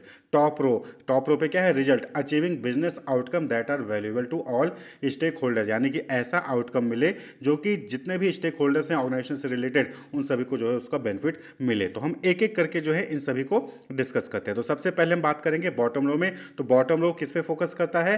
Focuses on the core needs of an individual employee. तो बॉटम रो में 4 एलिमेंट है, wellbeing, energy, strength and meaning. देखिए, कोई भी एम्प्लॉय अगर हैप्पी है, सेटिस्फाई है, तो वो मोस्ट इंपॉर्टेंट एसेट्स है किसी भी ऑर्गेनाइजेशन के लिए, क्योंकि एक हैप्पी और सेटिस्फाई एम्प्लॉय जो है वो अपनी जॉब को सही तरीके से परफॉर्म करेगा और एक्स्ट्रा एफर्ट लगाएगा ऑर्गेनाइजेशन के गोल को अचीव करने के लिए। The secret behind the success of highly productive business is their happy employee. किसी भी ऑर्गेनाइजेशन को अगर सक्सेस अचीव करनी है, सक्सेस पाना है, तो जरूरी है कि उसको अपने एम्प्लॉय को वो हैप्पी रखे। तो उसके लिए जो है जिंजर मॉडल में 10 की बिल्डिंग ब्लॉक्स बताए गए हैं जिस पे ऑर्गेनाइजेशन को काम करना चाहिए, जिससे कि एम्प्लॉय क्या होगा, वो एंगेज रहेगा इमोशनली और इंटेलेक्चुअली, अपने आप को कनेक्टेड फील करेगा अपनी जॉब से, अपनी ऑर्गेनाइजेशन से। क्लियर? और जिसके लिए वो एक्स्ट्रा एफर्ट लगाएगा। तो सबसे पहला एलिमेंट है वेल बीइंग। तो it prioritise physical and mental health through work life balance and supportive culture. देखिए, वेल बीइंग कहने का मतलब है कि एम्प्लॉय की वेल, जो इंडिविजुअल एम्प्लॉय है वो फिजिकली और मेंटली फिट रहे। सबसे इंपॉर्टेंट चीज है भाई, अगर कोई भी मेंटली या फिर फिजिकली फिट नहीं होगा तो वो आपका जॉब, जो ऑर्गेनाइजेशन का जॉब है, वो अपनी टास्क को सही से परफॉर्म नहीं कर पाएगा।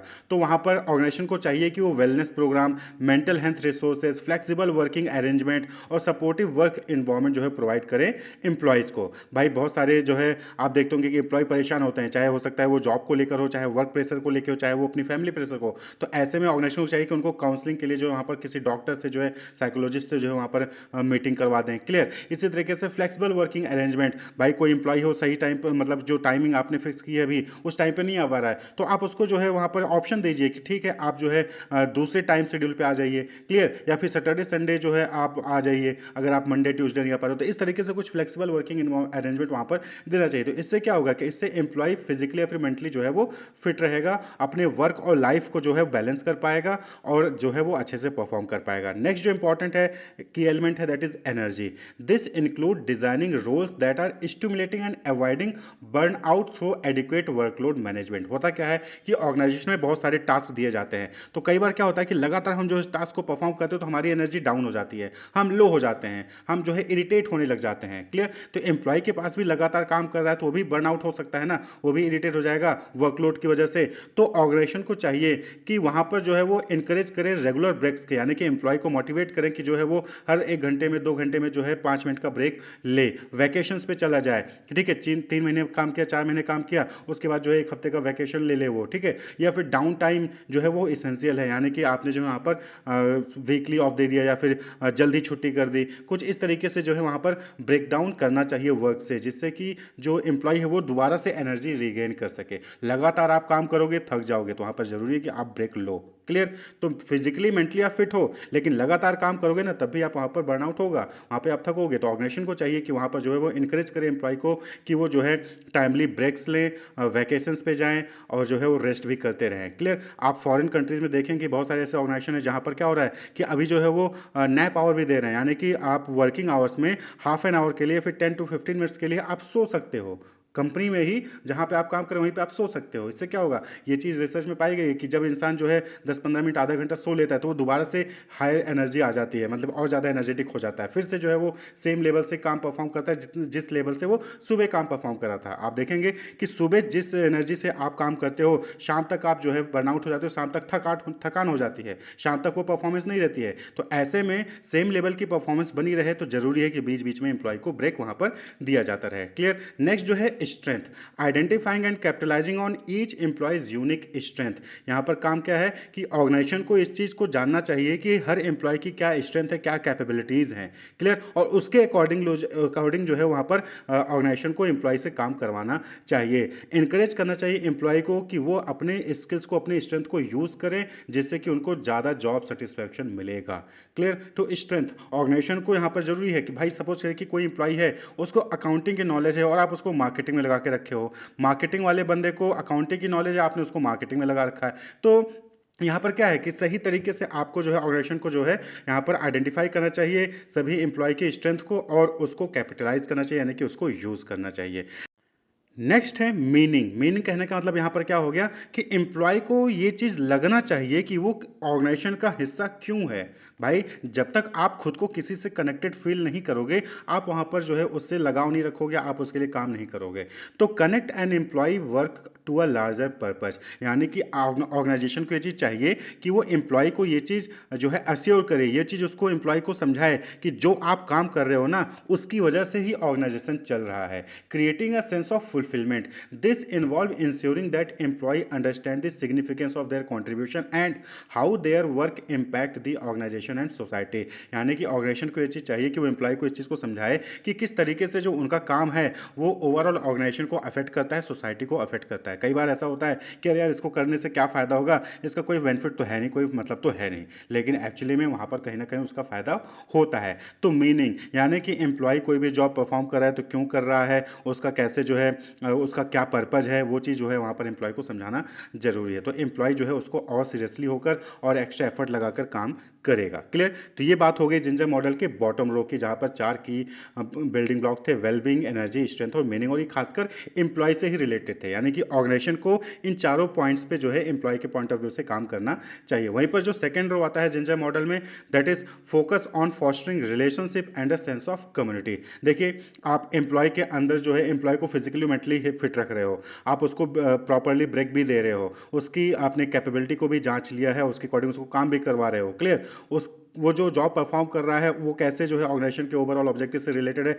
आपने उसको भी बता दिया। लेकिन अगर जो एम्प्लॉय है उसके साथ जो लोग काम कर रहे हैं उनसे वो कनेक्टेड फील नहीं करेगा, ठीक है, तो भी जो है वहां पर प्रॉब्लम आएगी। क्लियर। जो एम्प्लॉय काम कर रहा है उस काम के बदले आप उसको अप्रोप्रिएट जो है रेमुनरेशन या फिर सैलरी या फिर बेनिफिट या फिर उसको रिकॉग्निशन नहीं दे रहे हो, तो भी जो है वहां पर वो इमोशनली कहीं ना कहीं ब्रेक होगा। क्लियर। तो सेकंड रो जो है जिंजर मॉडल का, वो 3 इंपॉर्टेंट एलिमेंट्स पे बात करता है, relationship, recognition and master movement. यानी ऑर्गेनाइजेशन को चाहिए कि वो एम्प्लॉय के रिलेशनशिप को भी ध्यान दे, यानी कि जो पीयर टू पीयर रिलेशनशिप है, जो कलीग हैं, जो बॉस हैं, सुपरवाइजर है, सबॉर्डिनेट है, सुपीरियर है, उनके साथ जो है वहां पर कोलैबोरेट करके काम हो। रिकॉग्निशन, एम्प्लॉय जो भी काम परफॉर्म कर रहा है तो जो भी बेस्ट एम्प्लॉय परफॉर्म कर रहा है उसको रिकॉग्नाइज करें, उनको उनके लिए क्लैपिंग करें, उनको जो है कोई ना कोई मॉनिटरी नॉन मॉनिटरी बेनिफिट्स वहां पर प्रोवाइड करें। और साथ ही साथ मास्टर मूवमेंट, मास्टर मूवमेंट कहने का मतलब क्या हो गया कि जैसे उस एम्प्लॉय का बर्थडे है, क्लियर, एम्प्लॉय का बर्थडे है या फिर जो है नया नया कोई एम्प्लॉय ज्वाइन कर रहा है उस चीज़ को सेलिब्रेट करें, कोई माइलस्टोन अचीव कर लिया है उसको उसको जो है सेलिब्रेट करें, कोई फेयरवेल, कोई रिटायर हो रहा है तो फेयरवेल पार्टी दें। तो इस तरीके से जो है मास्टर मास्टर मोमेंट्स जो है वहाँ पर क्रिएट किए जा सकते हैं, जिससे कि एम्प्लॉय कनेक्टेड फील करेगा, रिलेटेड फील करेगा ऑर्गेनाइजेशन से। क्लियर? तो relationship, strong interpersonal relationship at work are fundamental to engagement by fostering a culture of trust, open communication and collaboration. ये रिलेशनशिप जो है ऑर्गेनाइजेशन में लाया जा सकता है। क्लियर? जब एक दूसरे पर लोग ट्रस्ट करेंगे, ओपन कम्युनिकेशन है, कोई किसी से भी बात कर सकता है, कोई भी वहाँ पे बाउंडेशन नहीं, अरे भाई उनसे बात नहीं कर सकते हैं। क्लियर? देखिए होता क्या है कि आप जिससे बात कर सकते हो ना उससे कनेक्टेड फील करते हो, लेकिन अगर आप जिससे बात नहीं कर पाओगे तो उससे कनेक्टेड फील नहीं करोगे, तो आप जाहिर सी बात है उससे कोलैबोरेट भी नहीं कर पाओगे। क्लियर? मिलकर काम भी नहीं कर पाओगे। तो इसलिए जरूरी है कि ओपन कम्युनिकेशन ऑर्गेनाइजेशन में हो, कोई किसी से भी बात कर सकता है प्रॉपर, मतलब कि प्रोफेशनली। क्लियर? तो रिलेशनशिप। नेक्स्ट है रिकॉग्निशन, यानी कि यहाँ पर क्या हो गया कि ऑथेंटिक रिकॉग्निशन जो है एम्प्लॉय को मिलना चाहिए, एम्प्लॉय को लगना चाहिए कि हाँ अगर यहाँ मैं काम करूंगा तो मुझे रिकॉग्निशन मिलेगी, मुझे अप्रिशिएट किया जाएगा। The dinger model advocates for a continuous recognition culture where achievements both big and small, चाहे छोटा अचीवमेंट हो चाहे बड़ा अचीवमेंट हो, उसको एक्नॉलेज किया जाता है रेगुलरली ऑर्गेनाइजेशन में। क्लियर? बड़ा अचीवमेंट है, छोटा अचीवमेंट है, आपने जो है सर्टिफिकेट दे दिया, कोई मेडल दे दिया, कोई आपने जो है क्लैपिंग करवा दी सबके सामने, तो रेगुलरली जो है रिकॉग्निशन जो है एम्प्लॉय को वहाँ पर मिलना चाहिए। तो इससे क्या होगा, एम्प्लॉय एंगेज फील करेगा। नेक्स्ट जो है मास्टर मोमेंट, जो कि हमने बताया कि जो है वहां पर मेमोरेबल एक्सपीरियंस क्रिएट करना चाहिए ऑर्गेनाइजेशन को एम्प्लॉय को लेकर। क्लियर? जिससे कि एम्प्लॉय जो है कनेक्टेड फील करेगा किससे, ऑर्गेनाइजेशन से। एम्प्लॉय जब पहली बार ज्वाइन करता है तो ओरिएंटेशन होता है, ऑन बोर्डिंग एक्सपीरियंसेस उसका अच्छा होना चाहिए, सब लोग अच्छे से मिल रहे हैं, उसको जो है एक वेलकम गिफ्ट दे रहे हैं। क्लियर? आप देखेंगे बड़े बड़े ऑर्गेनाइजेशन में तो वहां पर वेलकम किट मिलता है, जब कोई नया एम्प्लॉय ज्वाइन करता है तो उसको एक वेलकम किट मिलता है, जिसमें हो सकता है कि कॉफी मग हो, लैपटॉप हो, कुछ भी हो सकता है।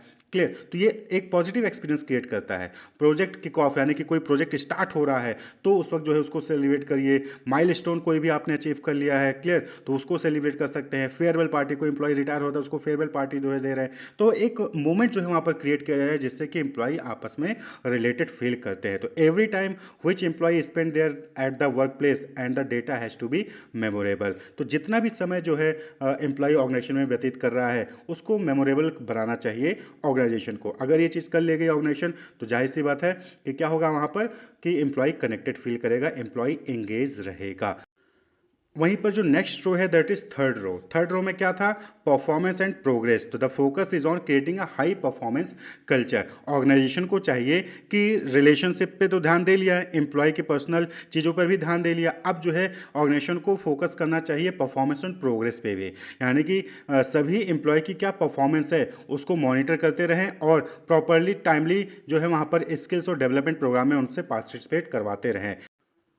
परफॉर्मेंस का मतलब क्या हो गया कि ऑर्गेनाइजेशन को टाइमली जो है सभी एम्प्लॉयज़ की परफॉर्मेंस को मेज़र करते रहना है और उसका फीडबैक जो है वो एम्प्लॉय को देते रहना है, जिससे कि एम्प्लॉय अपनी कमियों पर जो है इम्प्रूवमेंट कर सके। क्लियर? तो management by objective, 360 degree appraisal, बहुत सारे टेक्निक्स होते हैं जिसका इस्तेमाल करके एम्प्लॉय की परफॉर्मेंस को मेज़र किया जा सकता है और जो है मॉनिटर किया जा सकता है और उसका फीडबैक जो है एम्प्लॉय को दिया भी जा सकता है और सब सुपीरियर्स को भी दिया जाता है, क्योंकि सुपीरियर उसके अकॉर्डिंगली जो है उनके लिए ट्रेनिंग और डेवलपमेंट प्रोग्राम जो है वो शेड्यूल करते हैं। तो वो क्या आ जाता है, progress. Progress means focuses on continuous learning and professional development, providing training and development programme like seminar, conference, job rotation, stretch assignment, mentorship programme. तो डिफरेंट टाइप ऑफ प्रोग्राम्स होते हैं जिसका इस्तेमाल करके एम्प्लॉय की नॉलेज को, स्किल्स को जो है वहाँ पर इंप्रूव किया जाता है। जॉब रोटेशन, जैसे कोई पर्सन जो है वो अकाउंटिंग में काम कर रहा है कई सालों से, उसको रोटेट कर दीजिए, आप जो है उसको कोई दूसरा काम करवा दीजिए। तो इससे क्या होगा कि उस बंदे को अकाउंटिंग की नॉलेज होती है, दूसरे भी चीज़ की नॉलेज वहाँ पर हो जाएगी। तो जॉब रोटेशन,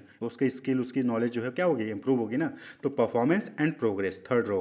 क्लियर? एम्प्लॉय को पहले इंडिविजुअली वहाँ पर मॉनिटर करिए, उनको जो है उनकी एनर्जी, उनकी वेलबींग के लिए काम करिए, उनके स्किल्स को पहचानिए। देन उनके रिलेशनशिप पे, रिकॉग्निशन पे, जो है मेमोरेबल मोमेंट्स पे जो है ध्यान दीजिए। देन उनकी परफॉर्मेंस और उनकी प्रोग्रेस पे जो है काम करिए और फिर लास्ट में आता है दैट इज अचीविंग रिजल्ट। भाई बट ऑब्वियस सी बात है कि जब ऑर्गेनाइजेशन इंडिविजुअली एम्प्लॉय को ध्यान देगा, उनकी रिलेशनशिप पे भी ध्यान देगा और उनकी परफॉर्मेंस और उनकी प्रोग्रेस के लिए भी काम करेगा, तो भाई बट ऑब्वियस सी बात है कि जो है एक अच्छा रिजल्ट जो है ऑर्गेनाइजेशन को मिलेगा। तो रिजल्ट यानी the most important part of the model is achieving business outcome that are valuable to all stakeholder and this involve setting clear achievable goals that resonate with both the company's mission and the personal ambition of employee. तो जो organisation का गोल है वो इस तरीके से होना चाहिए जिससे कि क्या हो कि एम्प्लॉय जो है उसको कनेक्ट फील कर सके, एम्प्लॉय जो है उससे कनेक्टेड रहे। Clear, the employee should be clear about what he wants to achieve and when he will be able to do that. Employee को पता होना चाहिए कि वो क्या अचीव करना चाह रहा है और वो कब तक अचीव कर लेगा, ये चीज़ें उसको पता होनी चाहिए। क्लियर, तो अचीविंग रिजल्ट में क्या होता है कि यहाँ पर फोकस करना चाहिए कि जो भी ऑब्जेक्टिव है वो अचीवेबल गोल्स हो। ऐसा ना हो कि हम चांद तारे तोड़ लाएंगे तो ये अचीवेबल गोल्स नहीं है। तो जो भी ऑब्जेक्टिव है गोल्स है वो अचीवेबल होना चाहिए, क्लियर ऑब्जेक्टिव्स होने चाहिए और कंपनी का मिशन इस तरीके से होना चाहिए जिससे कि एम्प्लॉय अपने आप को उससे रिलेट कर सके। जो उसकी एम्प्लॉय की पर्सनल एविडेंसेस हैं वो जो है कंपनी के मिशन से रिलेट हो सके। तो जिससे क्या होगा कि एम्प्लॉय अपने एम्बिशन को फुलफिल करने के लिए काम करेगा जिससे कि कंपनी का ओवरऑल ऑब्जेक्टिव, ओवरऑल जो गोल है वो भी अचीव होगा। तो ये था पूरा जिंजर मॉडल। तो जिंजर मॉडल जो कि डॉक्टर डेविड जिंजर ने जो है इसको दिया था और जो है क्रिएट किया था डॉक्टर डेविड जिंजर ने। और यहाँ पर उन्होंने 10 की बिल्डिंग ब्लॉक्स बताए थे जिसका इस्तेमाल करके वो जो है एक ऐसा वर्कफोर्स क्रिएट कर सकता है ऑर्गेनाइजेशन जो कि इंथुसियास्टिक होगा, डेडिकेटेड होगा और इमोशनली इन्वेस्टेड होगा अपने वर्क को लेके, अपने काम को लेके। कौन कौन से थे? Strength, meaning, wellbeing, energy, relationship, recognition, master movement, performance, progress and result. Clear, तो कहीं कहीं पे कुछ बुक्स में हो सकता है आपको 12 एलिमेंट भी देखने को मिलेंगे। तो यहाँ पर हमने 10 की बिल्डिंग ब्लॉक्स को डिस्कस किया है जिंजर मॉडल का। कुछ रिसर्चर ने एक ग्रुप बनाया। क्लियर, जो टॉप बिजनेस स्कूल्स हैं वहाँ के कुछ रिसर्चर ने एक ग्रुप बनाया और उन्होंने 11 कंट्री के 33 मल्टीनेशनल कंपनीज में जो है एक स्टडी की। Group of researchers from top business school like Cambridge वगैरह।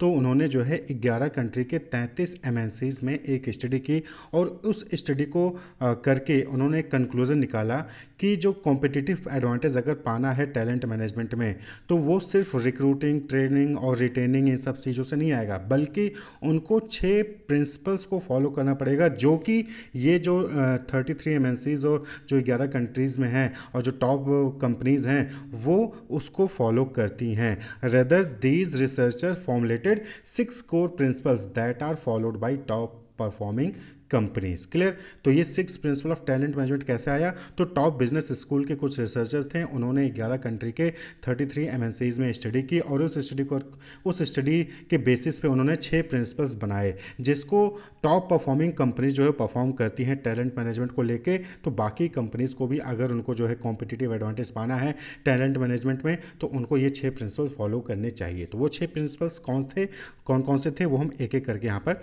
डिस्कस करेंगे। तो सबसे पहला प्रिंसिपल है principle 1, that is alignment with strategy. Alignment with strategy means answering the question what type of talent do organisation requires. कहने का मतलब यहाँ पर है कि कंपनी की स्ट्रेटजी क्या है, कंपनी का ऑब्जेक्टिव क्या है, गोल क्या है, उसके अकॉर्डिंग जो है टैलेंट मैनेजमेंट होना चाहिए। यानी कि placing the right person on the right job at the right time.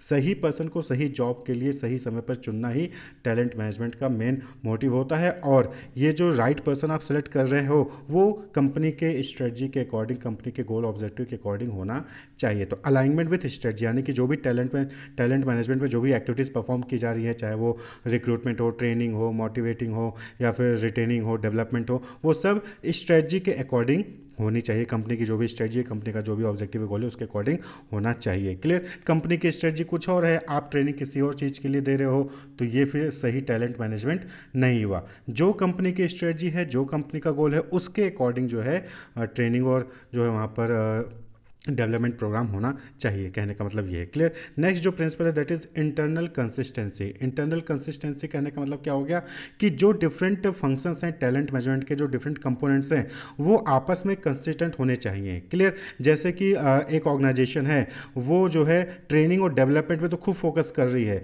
लेकिन जो है कॉम्पिटिटिव कंपनसेशन या फिर करियर मैनेजमेंट या फिर एम्प्लॉय को रिटेन करके रखने के लिए कोई भी काम नहीं कर रही है, तो फिर काम नहीं चलेगा। इंटरनल कंसिस्टेंसी होनी चाहिए, यानी कि जो भी डिफरेंट कंपोनेंट हैं टैलेंट मैनेजमेंट के उन सभी पे जो है ऑर्गेनाइजेशन को फोकस करना चाहिए। आप रिक्रूटमेंट तो बहुत अच्छा कर रहे हो, बहुत अच्छे से जो है केयरफुली जो है अच्छे एम्प्लॉयज़ को सिलेक्ट कर रहे हो, लेकिन उनको आप रिटेन करके नहीं रख पा रहे हो, उनके कंपनसेशन पे आप फोकस नहीं कर रहे हो, उनको ट्रेनिंग और डेवलपमेंट जो है प्रोवाइड नहीं कर रहे हो, तो कहीं ना कहीं वो जो है सही परफॉर्म नहीं करेगा। क्लियर, टैलेंट जो है वो छोड़ के चला जाएगा। तो इसलिए सभी कंपोनेंट पे फोकस करना चाहिए। तो इंटरनल कंसिस्टेंसी, सभी चीज़ों पे ध्यान देना है। तो the various component of talent management such as recruitment, development and reward should be consistent and work together harmoniously. तभी जो है टैलेंट जो है आपके कंपनीज में रुकेगा जब उसकी रिक्रूटमेंट से लेके रिवॉर्डिंग तक सभी चीज़ें जो है वो हारमोनियस में रहेंगी, हारमोनी में रहेंगी, यानी कि एक दूसरे की कंसिस्टेंट रहेंगी। Talent management practices can not operate in isolation. The studies shows that if an organization invests significantly on high potential individual, it should be at the same time emphasize employee retention, competitive compensation and career management. कहने का मतलब क्या हो गया कि सभी चीज़ों पे ध्यान देना है, जो भी टैलेंट मैनेजमेंट की कंपोनेंट्स है सभी चीज़ों पे ध्यान देना है, एक चीज़ पे ध्यान देकर काम नहीं चलेगा, अच्छा परफॉर्म नहीं कर सकते हैं। These alignments will have a synergy effect, यानी कि सिनर्जी इफेक्ट कहने का मतलब क्या है कि एक चीज़ पे फोकस करोगे तो उतना अच्छा रिजल्ट नहीं आएगा, लेकिन सारी चीज़ों को फोकस करोगे तो सब चीज़ें मिलकर बहुत अच्छा रिजल्ट दे देंगी। क्लियर? तो दैट इज सिनर्जी इफेक्ट। तो these alignments will have a synergy effect. Next जो प्रिंसिपल है दैट इज प्रिंसिपल 3, कल्चरल एम्बेडनेस, यानी कहने का मतलब यहाँ पर क्या हो गया कि जो भी कंपनी की कल्चर है, वैल्यूज है, डे टू डे ऑपरेशन को परफॉर्म करने में उसके अकॉर्डिंग टैलेंट मैनेजमेंट के प्रिंसिपल और प्रैक्टिसेस होने चाहिए। The principle and practice of talent management need to be deeply integrated into the company's culture, values and day to day operation. तो talent management का जो भी रिक्रूटमेंट, डेवलपमेंट और retaining का जो है प्रिंसिपल है, प्रैक्टिसेस है, वो सब कंपनीज के कल्चर के अकॉर्डिंग जो है, वैल्यूज के अकॉर्डिंग वहाँ पर होना चाहिए। जैसे कि आइकिया आपने सुना होगा, जो कि स्वीडन बेस्ड फर्नीचर रिटेलर हैं। ये क्या करते हैं, ये एप्लीकेंट्स को सिलेक्ट करते वक्त जो है फोकस करते हैं कि वो उनकी क्या वैल्यूज है, उनकी क्या कल्चर फिट है, उसके बेसिस पे जो है एप्लीकेंट्स को सिलेक्ट करते हैं। इसी तरीके से सैमसंग इलेक्ट्रॉनिक्स है, तो ये जो अपने एम्प्लॉयज़ को ट्रेनिंग प्रोवाइड करती है, वो अपने कंपनीज के फिलॉसफी, वैल्यूज और मैनेजमेंट प्रिंसिपल को ध्यान में रख के जो है ट्रेनिंग जो है वो प्रोवाइड करती है एम्प्लॉयज़ को, चाहे वो लोकल हो या फिर वर्ल्ड वाइड के एम्प्लॉयज़ हो। क्लियर? तो अपनी फिलॉसफीज, वैल्यूज और मैनेजमेंट प्रिंसिपल को ध्यान में रख के करते। तो कल्चरल एम्बेडनेस यानी कि कंपनीज के कल्चर को, वैल्यूज के अकॉर्डिंग टैलेंट मैनेजमेंट के प्रिंसिपल प्रैक्टिसेस होने चाहिए। नेक्स्ट जो प्रिंसिपल है that is principle 4, management involvement. यहाँ पर कहने का मतलब क्या है कि जो टैलेंट, जो एचआर मैनेजर है, सिर्फ उसी की ही रिस्पॉन्सिबिलिटी नहीं है टीम टैलेंट को मैनेज करने का, बल्कि जितने भी मैनेजर्स हैं ऑर्गेनाइजेशन में, उन सभी को जो है टैलेंट को मैनेज करने पर काम करना चाहिए, टैलेंट को मैनेज करने पर फोकस करना चाहिए। Line managers and senior leaders at all level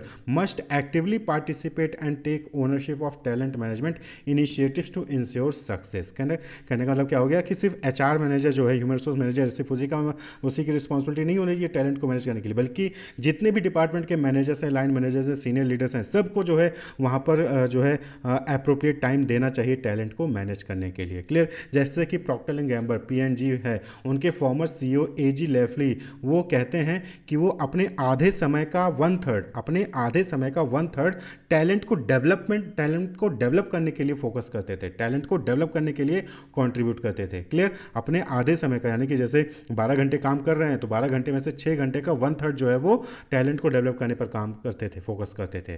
clear? Getting them to play a key role in the recruitment of talent and then making them accountable for developing the skills and knowledge of their employees. तो management involvement. Clear? सिर्फ HR की responsibility नहीं है, जितने भी अलग अलग department के जो लाइन मैनेजर्स हैं, सीनियर लीडर्स हैं, मैनेजमेंट मैनेजर्स हैं, क्लियर, उन सभी को जो है टैलेंट को मैनेज करने पर फोकस करना चाहिए, काम करना चाहिए। नेक्स्ट जो प्रिंसिपल है, principle 5th, that is balance of global and local need. यानी कि यहाँ पर जो टैलेंट आप रिक्रूट कर रहे हो, ट्रेन कर रहे हो या फिर डेवलप कर रहे हो, रिटेन कर रहे हो, उसमें जो भी प्रैक्टिस एंड प्रिंसिपल आप परफॉर्म कर रहे हो वो वर्ल्ड वाइड क्या चल रहा है और आपके लोकल कंट्री में क्या है उसके अकॉर्डिंग होना चाहिए। तो बैलेंस होना चाहिए, ये नहीं कि खाली आप अपने लोकल को ही फोकस कर रहे हो, वो जो है ग्लोबलाइजेशन को ध्यान नहीं दे रहे हो, ग्लोबलाइजेशन को ध्यान दे रहे हो, अपने लोकल नीड को फुलफिल नहीं कर रहे हो, तो नहीं, उसके अकॉर्डिंग चाहिए, बल्कि बैलेंस बनाना है। तो companies operating in multiple countries, talent management strategies must balance the need for standardised global process with the unique requirement of local market. Clear? तो जो टैलेंट है वो वर्ल्ड वाइड को भी ध्यान में रखते हुए और लोकल नीड्स को भी ध्यान में रखते हुए जो है उनको रिक्रूट करना चाहिए, उनको डेवलप करना चाहिए, उनको रिटेन करना चाहिए। क्लियर? वहीं पर प्रिंसिपल 6 क्या है, एम्प्लॉयर ब्रांडिंग थ्रू डिफरेंशिएशन। सबसे इंपॉर्टेंट चीज़ भाई, जो अच्छा टैलेंट है, जो अच्छा एम्प्लॉय है, क्लियर, जो बेस्ट एम्प्लॉय है, वो कहाँ जाना चाहेगा, वो वहाँ जाना चाहेगा जिस कंपनी की रेपुटेशन मार्केट में अच्छी होगी, जो अच्छा पैकेज दे रहा होगा, जो अपने एम्प्लॉय के लिए कंसर्न होगा। क्लियर? तो कंपनीज को चाहिए कि वो अपनी ब्रांडिंग पे फोकस करें और भी कॉम्पिटिटर से डिफ्रेंशिएट करके। Clear. To attract top talent employer branding is to be done. Clear. तो एम्प्लॉयर ब्रांडिंग का मतलब कंपनी का रेपुटेशन। तो एक company reputation as a desirable place to work should be communicated to attract, motivate and retain current and prospective employee. Clear. तो employer branding कहने का मतलब क्या हो गया कि कंपनी को अपनी रेपुटेशन हाई रखनी चाहिए, अब कंपनी को अपनी रेपुटेशन मार्केट में क्रिएट करनी चाहिए और साथ ही साथ उनको इस चीज़ को कम्युनिकेट भी करना चाहिए एम्प्लॉयज़ को, जिससे कि जो करंट एम्प्लॉयज़ हैं और जो प्रोस्पेक्टिव एम्प्लॉयज़ हैं जो आगे चल के एम्प्लॉयज़ बन सकते हैं, उनको अट्रैक्ट किया जा सके, उनको मोटिवेट किया जा सके और उनको रिटेन करके रखा जा सके। तो एम्प्लॉयर ब्रांडिंग पे भी ध्यान देना चाहिए। और वहीं पर तो ये जो है 6 प्रिंसिपल्स थे। कौन कौन से? Principle 1 alignment with strategy. तो टैलेंट मैनेजमेंट के जो भी कंपोनेंट्स हैं वो स्ट्रेटजी के अकॉर्डिंग जो है वहाँ पर होने चाहिए। जो भी स्ट्रेटजी है, जो भी गोल है, जो भी ऑब्जेक्टिव है कंपनी का, उसके अकॉर्डिंग फ्रेम किया जाना चाहिए। Principle 2 internal consistency. तो टैलेंट मैनेजमेंट के जो भी डिफरेंट फंक्शंस हैं उनके बीच में कंसिस्टेंसी होनी चाहिए, उनके बीच में हार्मोनी होनी चाहिए। सिर्फ एक चीज़ पे फोकस कर रहे हो, रिक्रूटमेंट पे फोकस कर रहे हो, लेकिन ट्रेनिंग पे या फिर उनके डेवलपमेंट पे या फिर रिटेन पे, कंपनसेशन पे ध्यान नहीं दे रहे हो, ऐसे काम नहीं चलेगा। इंटरनल कंसिस्टेंसी सभी चीज़ों को ध्यान में देना रखना होगा। प्रिंसिपल 3 कल्चरल एम्बेडनेस, यानी कि कंपनी के जो भी वैल्यूज़ हैं, जो भी कल्चर हैं, उसके अकॉर्डिंग जो है वहाँ पर टैलेंट मैनेजमेंट के प्रिंसिपल और प्रैक्टिसेस होने चाहिए। Principle 4 management involvement. सिर्फ एचआर मैनेजर की रिस्पॉन्सिबिलिटी नहीं है टैलेंट को मैनेज करना, बल्कि जितने भी लाइन मैनेजर्स हैं, सुपीरियर्स हैं, उन सभी को जो है टैलेंट मैनेजमेंट पर फोकस करना चाहिए, टैलेंट को मैनेज करने पर काम करना चाहिए। अपने पूरे समय का 1/3 ही समय दें, हाफ समय का भी 1/3 समय दें, जैसा कि पीएनजी के फॉर्मर सीईओ ने दिया था। तो लेकिन समय वहाँ पर देना चाहिए, मैनेजमेंट का इन्वॉल्वमेंट होना चाहिए टैलेंट को मैनेज करने के लिए, क्योंकि सिर्फ एचआर मैनेजर की रिस्पॉन्सिबिलिटी नहीं है। जो एम्प्लॉई है उसका बॉस तो कोई और होगा ना, वो जब काम करेगा तो उसका बॉस तो कोई और होगा। अब अगर बॉस ही अपने एम्प्लॉय पर ध्यान नहीं देगा तो एचआर मैनेजर कहाँ तक टैलेंट को मैनेज कर पाएगा? नहीं। तो इसलिए सभी को जो है वहाँ पर ध्यान देना चाहिए। प्रिंसिपल 5 है balance of global and local need. तो जो टैलेंट मैनेजमेंट के प्रिंसिपल्स हैं, जो भी प्रैक्टिसेस हैं, वो जो है ग्लोबल मार्केट को, वर्ल्ड मार्केट को और लोकल मार्केट को ध्यान में रखकर जो है फ्रेम करना चाहिए, उसके अकॉर्डिंग जो है वहाँ पर काम करना चाहिए।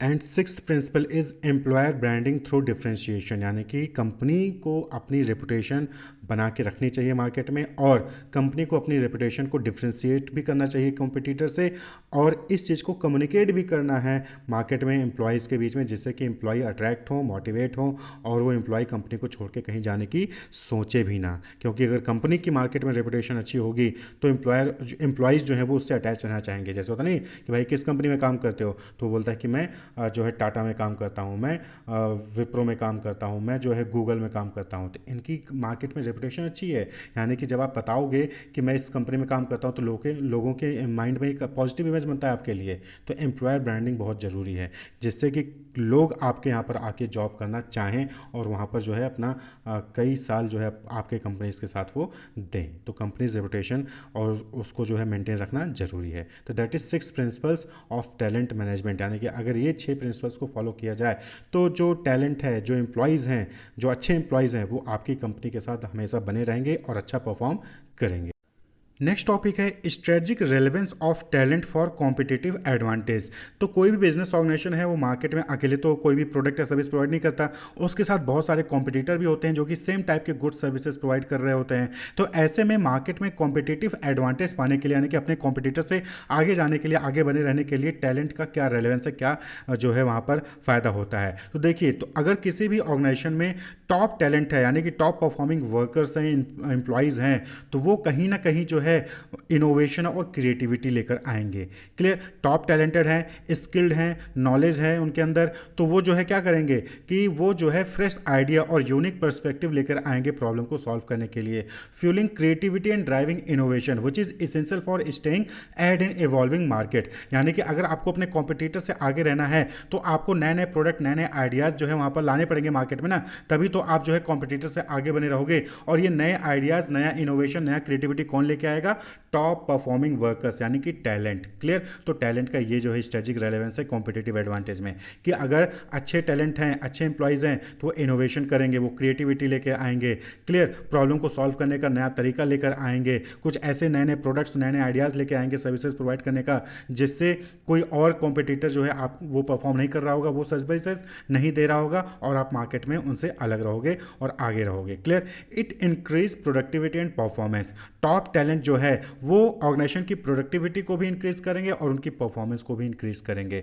Competent and committed employees are crucial for achieving business goal, leading to higher productivity and superior operational outcome compare to competitor. तो जो भी कॉम्पिटिटर की परफॉर्मेंस होगी और जो उनकी प्रोडक्टिविटी होगी, अगर आपके ऑर्गेनाइजेशन में अच्छे टैलेंट हैं, किसी ऑर्गेनाइजेशन में अच्छे टैलेंट है, टॉप परफॉर्मिंग टैलेंट है, एम्प्लॉयज हैं, तो उनकी प्रोडक्टिविटी परफॉर्मेंस कॉम्पिटिटर से ज़्यादा होगी। तो टैलेंट का इंपॉर्टेंट रोल है।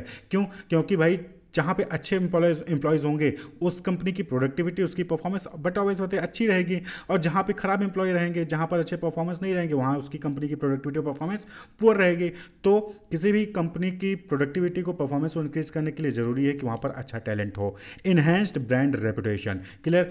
एम्प्लॉय ही जो टैलेंट है वही जो है किसी भी कंपनी की रेपुटेशन को बनाते हैं। कोई कंपनी अच्छी है तो वो क्यों है? क्योंकि वहाँ पर अच्छे टैलेंट हैं। कोई कंपनी अच्छा परफॉर्म कर रही है तो क्यों अच्छा परफॉर्म कर रही है? क्योंकि वहाँ पर अच्छा टैलेंट है, अच्छे एम्प्लॉयज़ हैं। कोई कंपनी खराब क्यों परफॉर्म कर रही है? क्योंकि वहाँ के एम्प्लॉय सही से काम नहीं कर रहे हैं।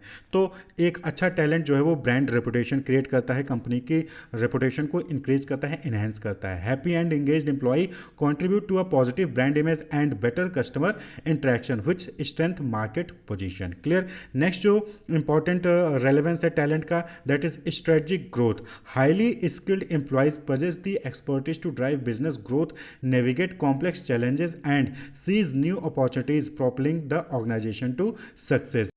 तो कोई भी बिजनेस ऑर्गेनाइजेशन ग्रो तभी करेगा जब वहाँ के टैलेंट जो है वो अच्छे होंगे, वहाँ के एम्प्लॉयज़ जो है वो अच्छे होंगे, जो भी कॉम्प्लेक्स चैलेंजेस आ रहे हैं उनको आसानी से, इनोवेटिवली, क्रिएटिवली जो है उसको सॉल्व कर ले रहे हैं। मार्केट में जो नई अपॉर्चुनिटीज़ आ रही हैं उसको तुरंत वो ग्रैब कर ले रहे हैं, उस प्रॉब्लम को सॉल्व करने के लिए नया प्रोडक्ट लॉन्च कर दे रहे हैं। तो ऐसी कंपनीज क्या है, मार्केट में वो सक्सेस रहेंगी, कंपटीटर से आगे रहेंगी। क्लियर। तो स्ट्रेटजिक ग्रोथ पाने के लिए भी जो है टैलेंट इंपॉर्टेंट होता है। Talent helps develop unique capabilities that differentiate company from its competitor, providing a strategic advantage that is difficult for other to imitate। तो टैलेंट ही होता है जो कि अलग कैपेबिलिटीज को डेवलप करने में हेल्प करता है, जो कि कंपनी को डिफरेंशिएट करता है अदर कंपटीटर से, अदर कंपनीज से।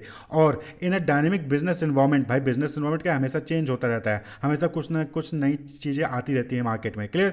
तो टैलेंट मैनेजमेंट यानी कि टैलेंट ही है जो कि अलाउ करता है ऑर्गेनाइजेशन को कि वो क्विकली अडॉप्ट कर सके जो भी इकोनॉमिकल चेंज हुआ है, जो भी बिजनेस इन्वायरमेंट में चेंज हुआ है। और जब कोई भी बिजनेस इन्वायरमेंट में जो भी चेंजेस हुआ है इसको क्विकली अडॉप्ट करता है तो वो कॉम्पिटिटर से आगे ही रहेगा। क्लियर। तो ये इंपॉर्टेंट रोल है, इंपॉर्टेंट रेलेवेंस है, स्ट्रेटेजिक रेलेवेंस है टैलेंट का कॉम्पिटिटिव एडवांटेज के लिए। क्लियर। कॉम्पिटिटर से आगे रहना है तो टैलेंट मैनेजमेंट बहुत जरूरी है। अच्छा टैलेंट जिस भी ऑर्गेनाइजेशन में होगा वहां पर इनोवेशन होगा, क्रिएटिविटी होगी, प्रोडक्टिविटी बढ़ेगी, परफॉर्मेंस अच्छा होगा, ब्रांड रेपुटेशन अच्छा होगा, स्ट्रेटेजिक ग्रोथ भी होगा। अब हम बात कर ले टैलेंट वर्सेस नॉलेज। ये भी डिफरेंस पूछा जाता है कि टैलेंट और नॉलेज के बीच में क्या डिफरेंस है। तो देखिए टैलेंट आपको बता दिया कि क्या है, इनर कैपेबिलिटी है, इनहेरेंट होता है यानी इनबिल्ट होता है एक तरीके से। तो ये किसी के अंदर होता है, इसको एफर्ट नहीं करना पड़ता उस काम को करने के लिए, तो वो इनहेरेंट कैपेबिलिटी कहलाता है, टैलेंट कहलाता है। लेकिन नॉलेज क्या होता है, नॉलेज हम बाहर से गेन करते हैं, नॉलेज हम बाहर से गेन करते हैं, तो दैट इज नॉलेज। तो टैलेंट क्या हो गया, talent is an inherent ability of a person to do something, यानी किसी काम को करने के लिए जो आपके अंदर की इनबिल्ट कैपेसिटी होती है उसको हम टैलेंट कहते हैं। Knowledge is the expertise to do a particular task efficiently. तो नॉलेज क्या हो गया, वो एक्सपर्टीज होता है, यानी कि आपने कहीं से पढ़ाई की होगी, ट्रेनिंग की होगी, डेवलपमेंट लिया होगा, उसके बाद फिर आपके पास वो नॉलेज आई होगी और उसके बाद आप जो है किसी टास्क को पर्टिकुलर इफिशिएंटली परफॉर्म कर रहे हैं। टैलेंट इज नेचुरली एप्टीट्यूड और स्किल्स। तो टैलेंट क्या है, वो नेचुरल एप्टीट्यूड है, नेचुरल स्किल होता है, कैपेबिलिटी होती है, कंपिटेंसी होती है। लेकिन नॉलेज क्या है, knowledge is the facts, information and skills acquired through experience और एजुकेशन। तो नॉलेज हम एक्वायर करते हैं, टैलेंट हमारे अंदर इनबिल्ट होता है, नेचुरली होता है, नेचुरल स्किल है वो। लेकिन नॉलेज क्या है, वो हम फैक्ट या इन्फॉर्मेशन स्किल्स होते हैं जो कि हम एक्वायर्ड करते हैं, कहाँ से, एक्सपीरियंस से या फिर एजुकेशन से, द थ्योरेटिकल और practical understanding of a subject. जैसे कि ये क्या हो गया, ये नॉलेज होता है। तो टैलेंट और नॉलेज के बीच में डिफरेंस होता है। नेक्स्ट है टैलेंट गैप, यानी कि टैलेंट गैप क्या होता है। टैलेंट गैप का मतलब सिंपल सा है कि refers to lack of skilled person in an organisation, यानी कि ऑर्गेनाइजेशन में अलग अलग टाइप के, अलग अलग नेचर के जॉब होते हैं, वैकेंसीज होती है, पोस्ट होते हैं, उसको परफॉर्म करने के लिए जब आपके पास जो है स्किल्ड पर्सन नहीं होते हैं, तो उसी को हम क्या कहते हैं, टैलेंट गैप कहते हैं। यानी कि आपके यहाँ पे जो पोस्ट है उसके एलिजिबल, उसके बराबर में आपके यहाँ पे एम्प्लॉई, स्किल्ड एम्प्लॉई नहीं है। तो following are the steps to address talent gap, यानी कि टैलेंट गैप को कैसे आप हटा सकते हैं। तो पहला है know the knowledge skill and ability, यानी KSA, knowledge skill and ability required for the position और वैकेंसीज। तो जो भी पोजीशन है कंपनी में, ऑर्गेनाइजेशन में, या जो भी वैकेंसीज हैं, उसके लिए क्या नॉलेज चाहिए, क्या स्किल्स चाहिए और क्या एबिलिटीज़ होनी चाहिए एम्प्लॉय के अंदर, वो आपको जो है पहले जानना है। Identify the area where proficiency needed, आपको ये भी चेक करना है कि कहाँ पे प्रोफिशिएंसी, यानी कि कहाँ पे नॉलेज चाहिए होता है, कहाँ पे एक्सपर्टीज चाहिए, वो आइडेंटिफाई करिए। Look for the person with required KSA with in the industry और मार्केट। उसके बाद आपको क्या करना है, अब आप उस जो है KSA यानी कि नॉलेज स्किल और एबिलिटी वाले बंदे को, पर्सन को ढूंढिए अपनी इंडस्ट्री में या फिर मार्केट में। Look then select the right और deserving candidate with required proficiency. फिर उसके बाद जो है आपको, जब आपको मिल जाता है तो उसको, उसमें से बहुत सारे मिलेंगे, उसमें से आपको बेस्ट कैंडिडेट जो है वो सिलेक्ट कर लेना है, जिसके पास वो नॉलेज स्किल्स और एबिलिटी होगी जो आपके ऑर्गेनाइजेशन में पोजीशन वैकेंसी उसको परफॉर्म करने चाहिए। Then identify the skill gap of the candidate to the position. फिर उस पोजीशन पे लिए जो भी स्किल गैप है, यानी कि हो सकता है कि एम्प्लॉय के अंदर कुछ ना कुछ कमी होगी, यानी हो सकता है कि पूरा 100% वो पोजीशन को सेटिस्फाई ना करो, कुछ कमी हो, तो उसके लिए क्या करते हैं आप, ट्रेनिंग या डेवलपमेंट प्रोवाइड करते हैं। Devise plan to mitigate the skill gap, तो जो भी स्किल की कमी है तो उसको हम कैसे फुलफिल कर लेते हैं, ट्रेनिंग देके। यानी कि कुछ एम्प्लॉय के अंदर कोई जैसे कोई चीज़ नॉलेज नहीं है किसी मशीनरी के बारे में, तो आप क्या कहते हो, उसको ट्रेनिंग दे देते हो, ट्रेनिंग देके उसको कंप्लीट करवा देते हो। उसको जो है मिटिगेट करना है स्किल गैप को ट्रेनिंग देकर। Provide training and refreshment to the newly hired employee, जो भी न्यूली हायर्ड एम्प्लॉय होते हैं उनको हम क्या कहते हैं, ट्रेनिंग देते हैं, रिफ्रेशमेंट प्रोवाइड करते हैं। Roll out professional development plan to help employee succeed in their role. उसके बाद फिर प्रोफेशनल डेवलपमेंट प्लान भी जो है हम डिफरेंट डिफरेंट ऑर्गेनाइज करवाती है ऑर्गेनाइजेशन, जिससे कि एम्प्लॉय जो है सक्सीड करे अपने रोल को, अपने परफॉर्मेंस को, अपनी जॉब को परफॉर्म करने में। और periodically assessment of individual performance and identify the area where extra training और स्पेशलाइज्ड अटेंशन इज रिक्वायर्ड। उसके बाद आपको असेस भी करना है, जैसे कि ये देखिए टैलेंट गैप में क्या है, पूरा इसको मैनेज करने का सिंपल वही पोजीशन है जो कि अभी आपने पीछे देखा, HRP, recruitment, selection, training and development, retention, performance appraisal, promotion. तो यही सारी चीज़ें हैं, इसको अगर आप कर लेंगे तो टैलेंट गैप को आप रिमूव कर सकते हैं। भाई टैलेंट गैप जैसी बात है कि जो पोजीशन है उसके लिए जो भी नॉलेज स्किल एबिलिटी है उसको आइडेंटिफाई कर लीजिए, उसके अकॉर्डिंग आपको पर्सन को सर्च करना है, पर्सन सर्च कर लिया आपने, उसको रिक्रूट कर लिया, रिक्रूट करने के बाद उसको जो भी स्किल्स में गैप है उसको जो है आप ट्रेनिंग देके रिमूव करिए। ट्रेनिंग देने के बाद आपको परफॉर्मेंस अप्रेजल भी चेक करना है, प्रोफेशनल डेवलपमेंट प्रोग्राम भी कंडक्ट कराना है। उसके बाद परफॉर्मेंस पीरियडिकली जो है उसको असेस भी करते रहिए कि उसकी परफॉर्मेंस कैसी अच्छी है कि पुअर है, उसके बाद उसको ट्रेनिंग करते रहे। फिर है consequences of failure in managing talent. अगर आप कोई ऑर्गेनाइजेशन है वो टैलेंट को मैनेज नहीं कर पाती है, फेल हो जाती है टैलेंट को मैनेज करने में, तो क्या हो सकता है, कॉन्सिक्वेंसेज क्या क्या होंगे। तो पहला डिक्लाइंड प्रोडक्टिविटी, बट ऑब्वियस सी बात है कि अगर आपके पास टैलेंटेड एम्प्लॉय नहीं है या फिर आपके पास एम्प्लॉय है लेकिन आपने उनको सही से मैनेज नहीं किया, राइट पर्सन को राइट जॉब पे नहीं रखा, तो फिर आपकी प्रोडक्टिविटी डिक्लाइन हो जाएगी, घट जाएगी। इंक्रीज टर्नओवर, टर्नओवर यानी कि एम्प्लॉय के पर्सपेक्टिव में बात हो रही है कि एम्प्लॉय जो है आपके यहाँ पे छोड़ के चले जाएंगे। आप बंदा जो है PhD करके आ रहा है या फिर वो बीटेक इंजीनियरिंग करके आ रहा है, उसके बाद आप सोचे लेबर वर्क का काम करवा रहे हो, तो बट ऑब्वियस सी बात है क्या होगा कि वो छोड़ के चला जाएगा, तो एम्प्लॉय टर्नओवर जो है बढ़ेगा। Lack of coordination and cooperation, coordination cooperation जो है कहीं ना कहीं घटेगा, वो बढ़ेगा नहीं, घटेगा जब अगर आप टैलेंट को सही से मैनेज नहीं कर पाओगे। अनसेटिस्फैक्ट्री रिवॉर्ड, अनसेटिस्फैक्ट्री रिवॉर्ड यानी कि आप रिवॉर्ड भी अनसेटिस्फैक्ट्री दोगे। भाई ऑब्वियस सी बात है जब उसके अंदर के टैलेंट को जान ही नहीं रहे हो तो आप उसको उसके अकॉर्डिंग रिवॉर्ड भी नहीं दे पाओगे, तो क्या होगा, एम्प्लॉय छोड़ के चला जाएगा। Poor industry relation, industry relation भी क्या होगा आपका, पुअर होगा, क्योंकि आपकी परफॉर्मेंस ही, आपकी प्रोडक्टिविटी ही क्या होगी, कम होगी। इन एबिलिटी टू एक्सेप्ट चेंज, जो भी चेंज होगा उसको आप एक्सेप्ट नहीं कर पाओगे क्योंकि आपने टैलेंट को सही से मैनेज नहीं किया। तो ये कुछ कॉन्सिक्वेंसेज हैं कि अगर आप मैनेज टैलेंट को मैनेज नहीं करते हो तो ये कहीं ना कहीं आपको नेगेटिव इंपैक्ट डालेगा ऑर्गेनाइजेशन के ऊपर। तो यूनिट 1 से कुछ इंपॉर्टेंट टॉपिक थे। Wish you all the best.